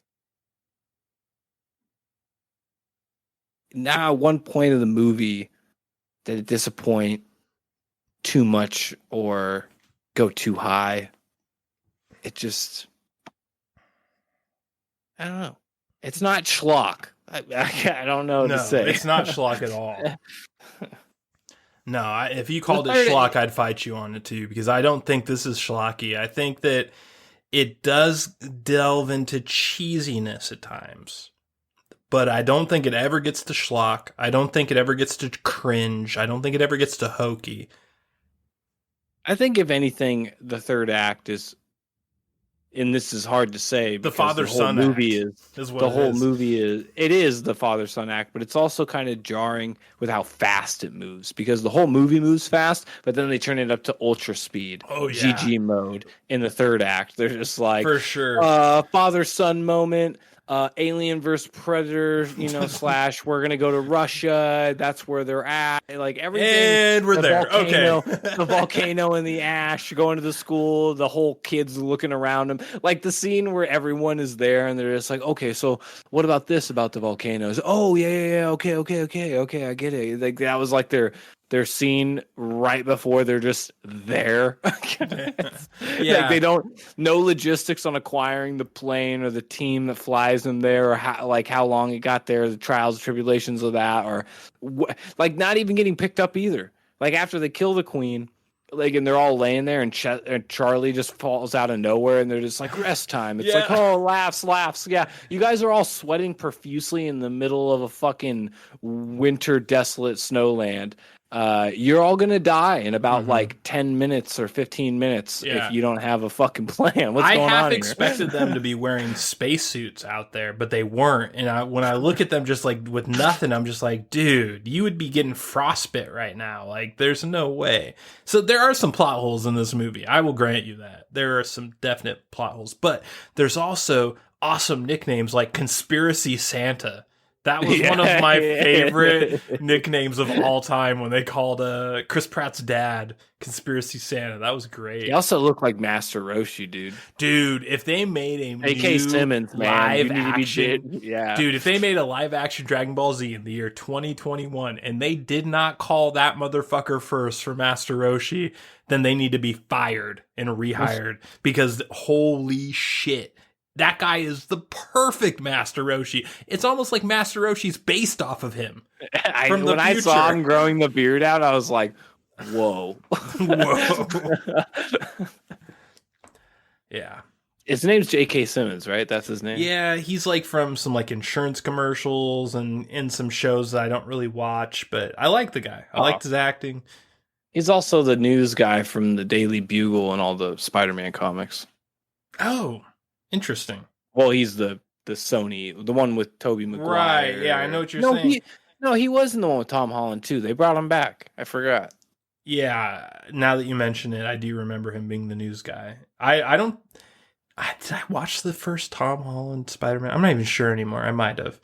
I think the one I skipped is the guy before Tom Holland. Who was the guy before Tom Holland? Brandon something? Something Lincoln. Andrew Lincoln? No, that's the guy from fucking Walking Dead, man. That's fucking. Oh yeah, Rick. That is the guy. It's I think it's Andrew something though. It's okay. Well, Andrew Garfield. That's who it is. Andrew Garfield. Yeah, that is the one I skipped. That's the only Spider-Man I've never seen is the one with Andrew Garfield. Yeah, that's because no one's Peter Parker like Tobey Maguire. Dude, Tobey Maguire is my Spider-Man. I'll tell you that right now for sure. But is it Maguire or Maguire? I like Maguire. It has like a real like action comics feel. Maguire. Well, Broadcaster Nickels, I'm just gonna say before we go into the end of this exciting review that I feel like this is a good sign for the continuation of the action movie renaissance we've been seeing with movies like Nobody. Like there is this sort of undercurrent right now for action movies. It's sort of pushing it back in the good direction. And I think this movie's evidence of that. I would personally say it doesn't move the needle in a bad direction. Well, not in a bad direction. You don't think it moves into good at all? I mean, barely. Like I can respect that, but you're saying it does move it, just not as much as you want. Is that what you're saying? I guess I would say reluctantly, just because I don't know. Like maybe this is just like one of those things of getting old, but maybe it's just like the political part of me. But it's like when I see movies like Tomorrow War and like what it takes just to get to what you were just talking about, you know, back to form, some good action movies. It just kind of kills me to see like all the things that have to be tied with it. Tomorrow War is like a globalism movie to me. Ooh, I was wondering if you'd bring this up. Okay, go. It's like globalism in a nutshell. Like the whole world has to come together. Not to mention, like the movie was 80% black. Ooh. Like I'm just gonna say it. Like it stood out. Like like anybody that's gonna say they didn't notice it is lying. They're lying. Okay. Mm-hmm. Every person of leadership was a black woman.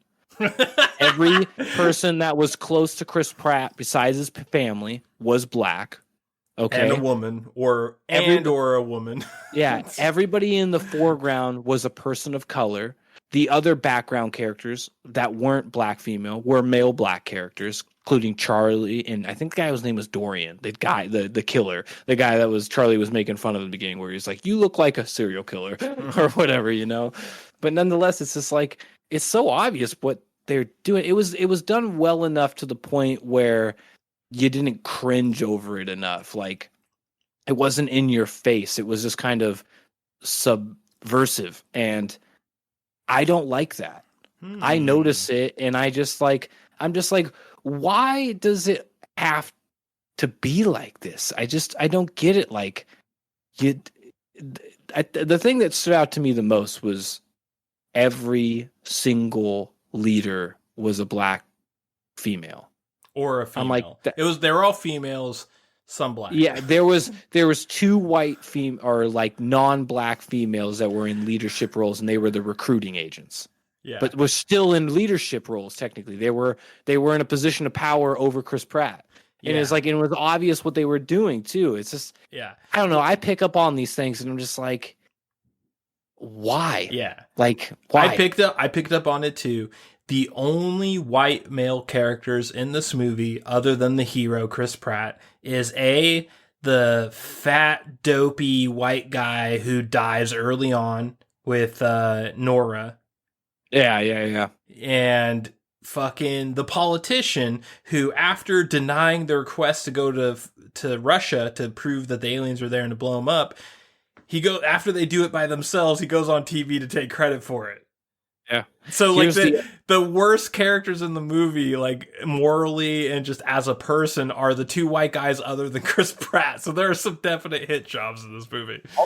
I'll go further. Like, if you look at Dorian's team, the team of experts that had 3 runs or whatever, and they're just going back. If you think about it, they had Dorian, the black male killer. Then they had the silent chick that looked like who was part of like the Dole Margerie or whatever they call it from Black Panther. Yeah. She was silent. She looked like an absolute killer. And then there was the white guy who was quiet that only went shh. And I was like, that's not the most subliminal shit, where it's just like team of killers, 2 black guys, 2 black people, leaders, powerful, strong, the white guy that says quiet and listen, like it's just so obvious. And I think to even go further, on one side of the coin, it's tolerable because it's so quickly brushed by. They're all background characters. They're not in your face enough to where you're just like, this is hard to swallow. But on the other side of that coin, isn't that condescending a little bit to actual people of color, to all these people that want real characters and real character development in like actual positions in these series, where it's just like they take advantage of you. They do that and then they just kill you off. Yeah. You're gone. It's like, fuck these people. Yeah. Fucking Death Wish guy reminded me of Jax with a Death Wish. Like, he had like that fuck protocol attitude, but then he wanted also to die. And self-fulfilling prophecy, of course. And then we have the nerd who finds his volcano boy protege at the 3rd act, and they like have a bromance. He was really shoehorned in the 3rd act. Yeah, he was. Like the way when you brought up the way he falls down at the end of the final scene and just time for a rest, I'm just like, was that supposed to be like a Spaceballs level spoof? Like, what did I just see? Like, that part is one of the few parts of the movie where did he come from? Where I'm just like, wait a second, there's no way they did this in a contextual sense within the storyline of the movie where it makes sense. This has to be parody of some sort, which makes me wonder. It's inclusion. It was 2 white men at the end. They were. I'm telling you, he wasn't involved in any part of that scene. It's like, on a nefarious level, dude. They're just like, even at the very end of the 3rd act, they're like, well, we can't just have 2 white father and son save the day. Like, the black guy will be the comedic relief. Oh boy, we'll let him we'll put a dress on him. He'll be the comedic relief. Like, that's the attitude of this type of shit, and it just stands out to me. That's all I'll say. Yeah. Well, I'll agree that there are some light globalist elements to this movie. The worst for me was actually the beginning of the movie with the first contact being at a soccer game.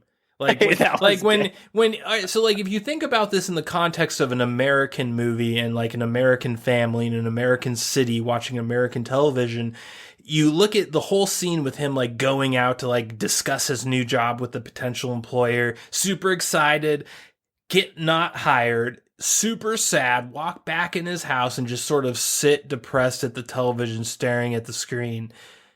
That should have been the Super Bowl. American football, but they put soccer in. Yep. And it was very cringy. It was very like a globalist stroke. No one in this country watches soccer. I don't know if you know this, Broadcaster Nickels, but the numbers for soccer are hilariously bad compared to other sports. Are they really? They are so bad that golf eclipses them. I thought soccer was booming in the other parts of the world. No.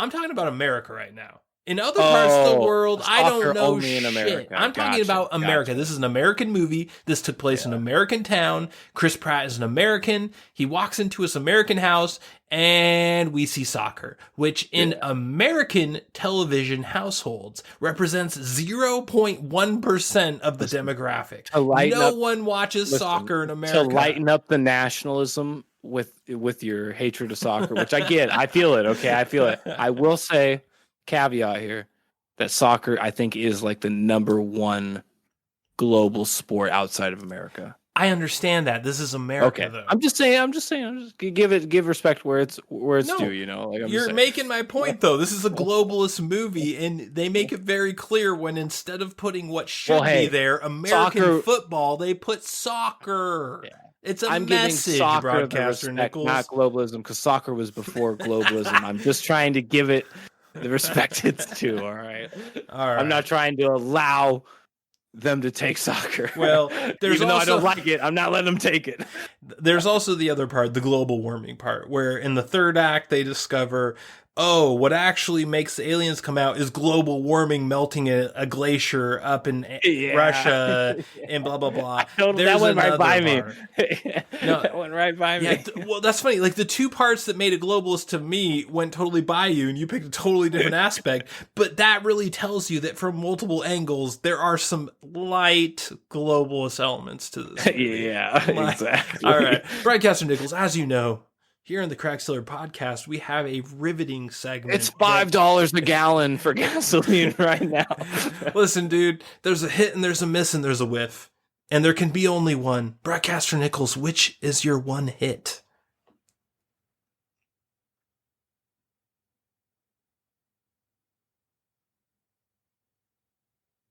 The hit. I want to say Future Murray, but that's an easy one. Okay? That's an easy one. Come on. That's a chauvinistic one. Yeah, like that's the chauvinistic. If Dennis from Always Sunny was my co-host, Murray Forrester, I would expect him to say Murray Forrester, and he'd say mainly the future one. But whoa. Listen, you know Dennis has a dark side. We know this. Cut. American beauty pageants, a tradition, not a proud one. Wouldn't it be sick if, like, next season of Always Sunny, Kevin Spacey made a cameo as the blood father of Dennis? Because we've only seen the stepfather, right, Danny DeVito. We've never actually seen the blood father of Dennis. Wouldn't it be crazy if they brought Kevin Spacey on? Wait a minute. Whoa. I thought Danny DeVito is the blood father. Nah, dude, he's the... dude, you think he's the blood father?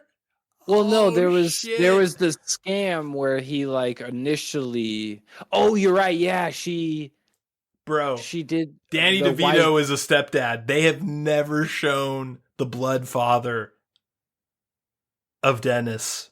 I think you're forgetting a part, because I think in the end they somehow I think they go back to the story where the Seventh Heaven actor, the guy that was a diddler in the end in real life, diddler in the end. But that guy, you know what I'm talking about, when he initially shows up as their father, and then they're like, oh, he's actually not their father. And I thought it was Danny DeVito. No, I think what it ended up being is that neither of them was the father. I think you're misremembering it a little bit. Maybe Really? I'm misremembering it, though. I don't know. I thought she did it before she died. She said it. She's like, I just did it to piss you off. Yeah. No, totally. They made it nebulous on purpose. To me, that meant that neither of them was the father. But also, maybe you over it time, the level of schemes that they all just had a knack for, an instinct for, made them blood. Like, I don't know, like that level of skill between all three of them. I mean, that has to be blood. All right. Well, Broadcaster Nickels, we're supposed to be talking about your hit, and we still haven't gotten to that. So let's get to the meat and potatoes of the situation, Broadcaster Nickels. What is your hit?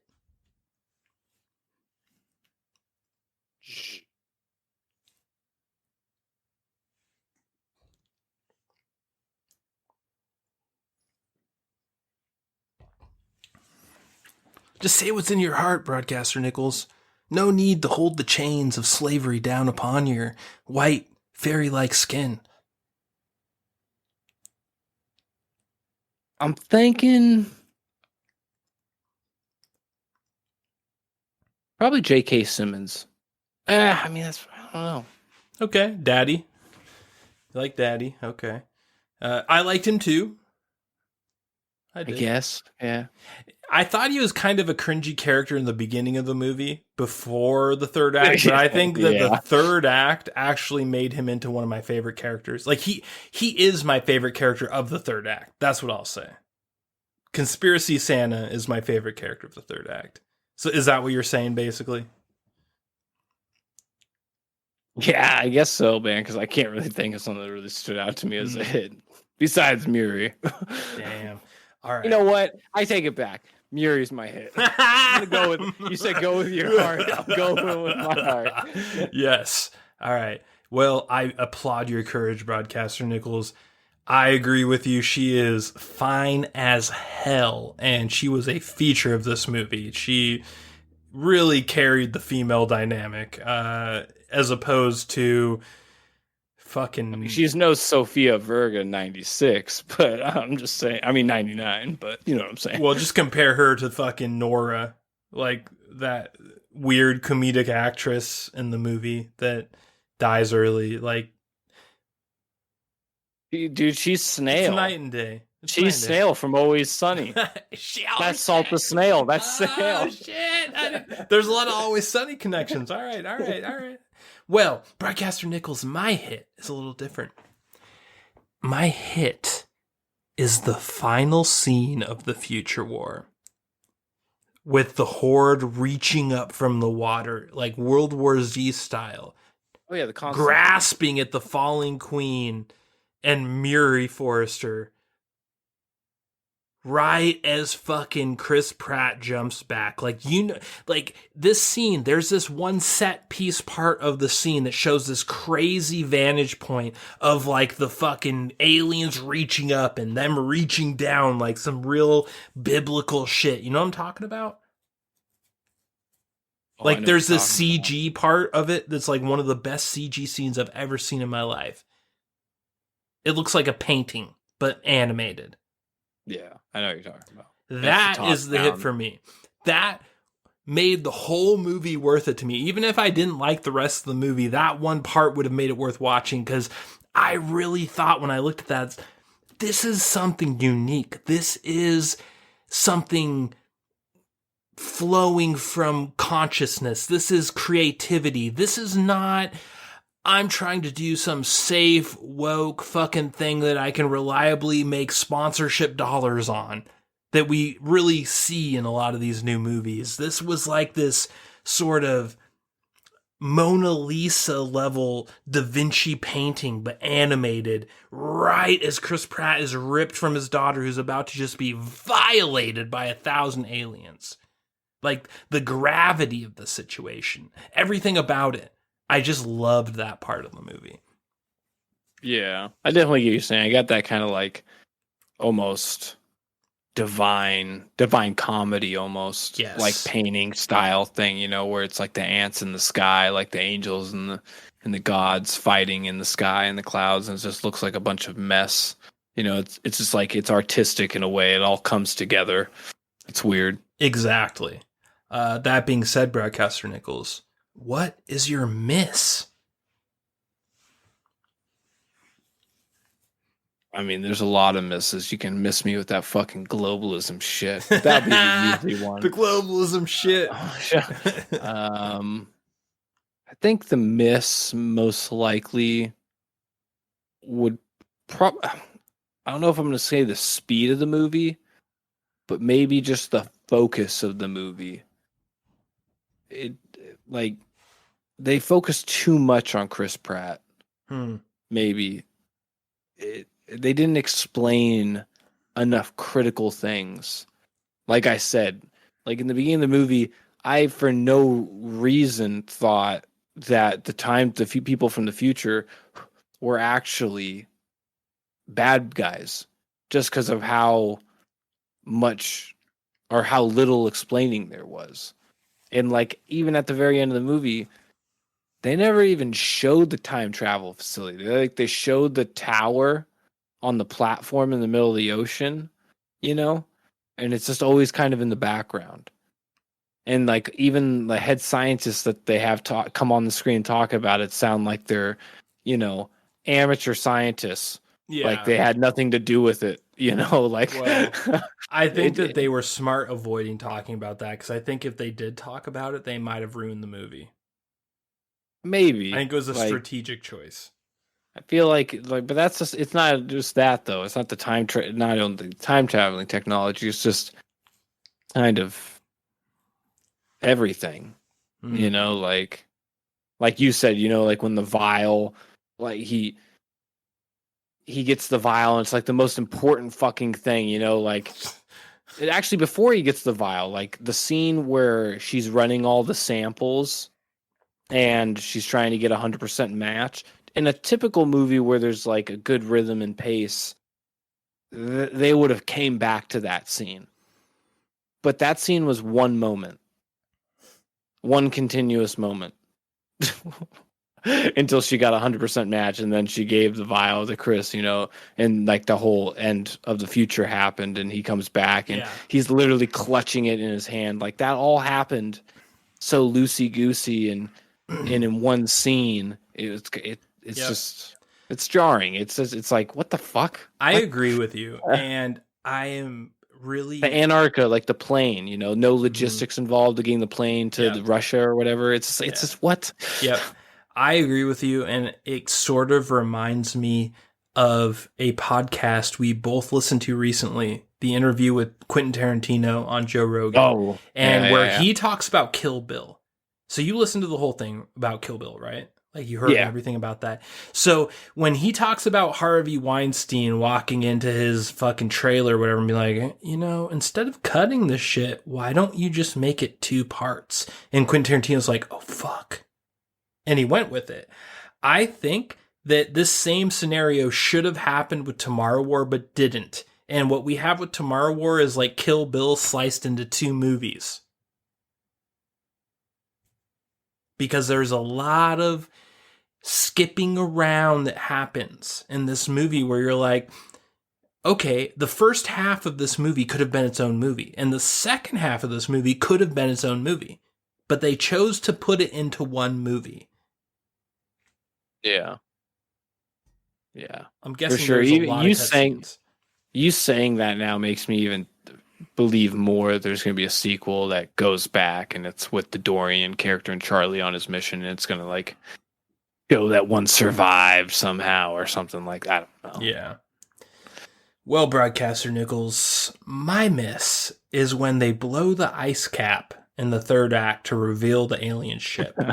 That was so glossed over. Like, it was just like, we're walking. Who planted those? We're walking in the ice caps, and then all of a sudden Chris Pratt looks at like the relatively attractive brunette chick and says, you ready? And she's like, yeah. And she just hits a switch, and then like this huge fault line of explosives goes off. They don't show them setting them up. They don't show them discussing setting them up. They just go from them walking in the fucking ice cap, like in some hero scene of them just marching through the snow, to blowing them up with no explanation.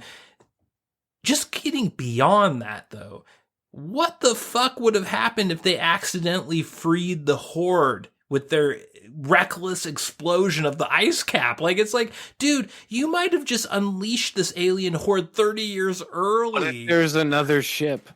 Right, dude. They only saw one ship. It's just like, man, like, dude, this was so half-assed, half-cocked, and half-thought through. I was just like, dude, I don't get this one. That's the one part of the movie where I was just shaking my head a little bit.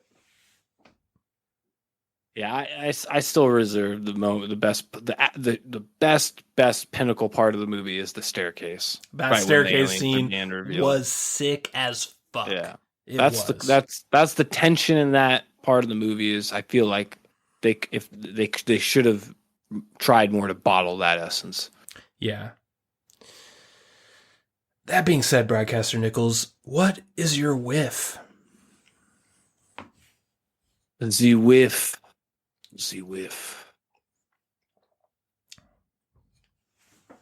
I mean, why only 2 tentacles? Ooh. You know, are they trying to not scare kids? Why not 8 tentacles? I'm just kidding.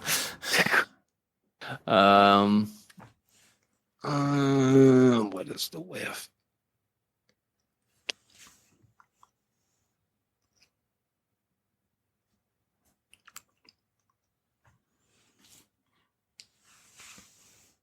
Probably Charlie. The comedic relief. Bubba Fat Gump. Chris Tucker. Bubba Gump. Yeah. He's just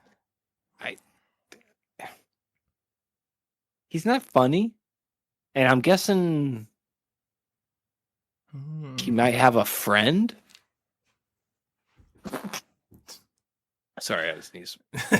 But I'm guessing he has a friend that got him this in or something, because he just kind of seems like I don't want to be mean, but he kind of seems like a nobody, you know? Like, I'm just like, I feel like there should have been someone more funny or more, you know, than you. I would have enjoyed Terry Crews in that role a lot more. Ooh, yeah, that would have been good. Yeah, I feel like we're just being racist right President now. Camacho, bro. Better black males to fill in the comedic role. You know, I'm just like Paul Moody, rest in peace. God, too soon. I just feel like he wasn't funny. You know, he wasn't. Like, and he, like, the scenes. Maybe it wasn't him. Maybe it was just the directing of his character was so heavy-handed and lame. They really wanted to display a vulnerable black male. I think this was another part of the globalist, the light globalist elements of this movie, is that they really wanted to show like a vulnerable, nerdy, weak black man. Because not light, it's slow. It's like a Tom Berry stab.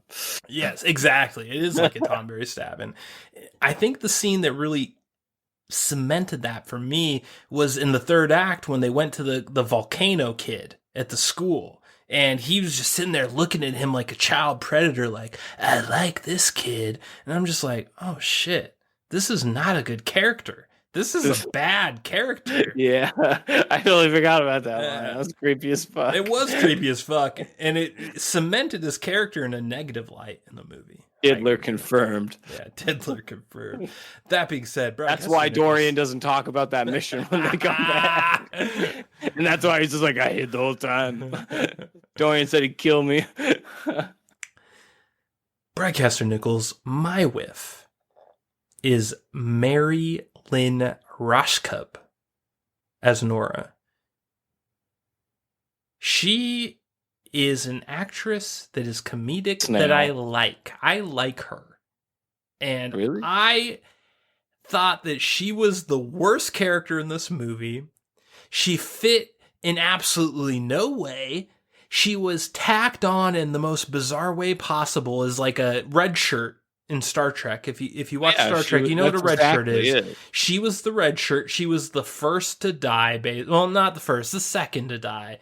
And with the other white cuck male, by the way. She was just bad.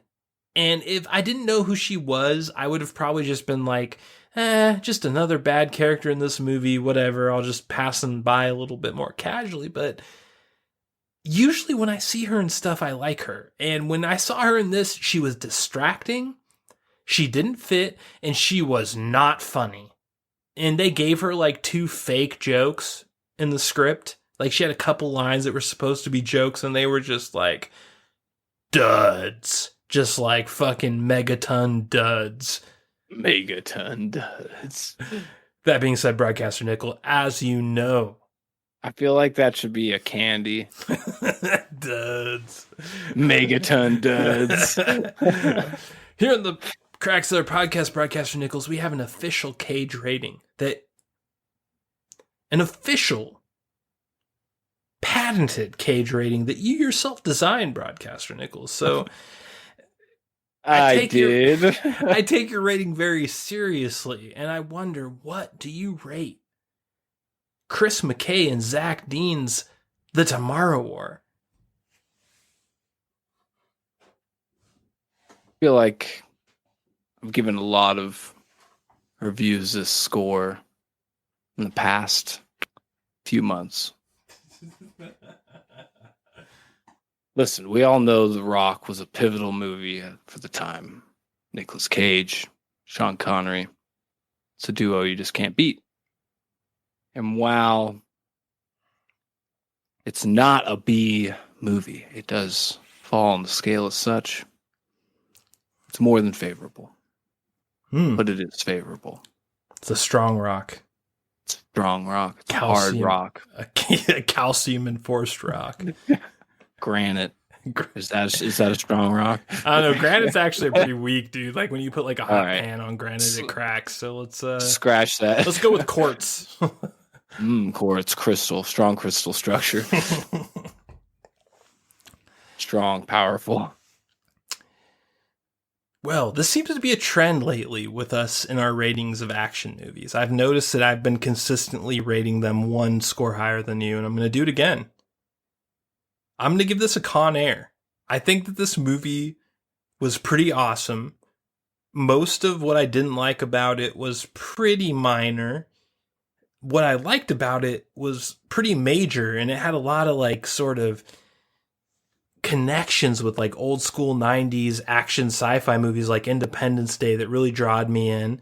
And then also I'm actually a father with a daughter, so that whole aspect draws me a little bit more. So maybe I'm biased a little bit, but I'm going to give this one a strong Con Air. I loved this fucking movie. I liked everything about it. There's very little I did not like about this movie. But the minor, light globalist elements didn't help. Maybe cost it a face-off if they did a little bit better. That's pretty high praises. I just feel like if I watched this movie when I was 13, that it might be my favorite movie of all time. That's the part that worries me the most. And you know what? Maybe that's the litmus test. Maybe you use that to take a grain of salt with my review score of this. But I just like when I watched this movie, I was just thinking, man, this is a movie where like if I was like in 8th grade, I would just be like telling every one of my friends, you have to watch this movie. You know what I mean? Like there's so many cool elements, like from the horror aspects of the aliens, the fucking graboid tentacles with the flower, the Cthulhu flower shooting Naga spines out. Like there's these little parts of it where I'm just like, God damn, I fucking love that. So I can't forsake it. I'm going to give it an A rank. And with that, we will close out. I got a revelation for you. I'm pretty sure Vincent Pastore is Joey Diaz. Oh shit. I saw him at a Wawa.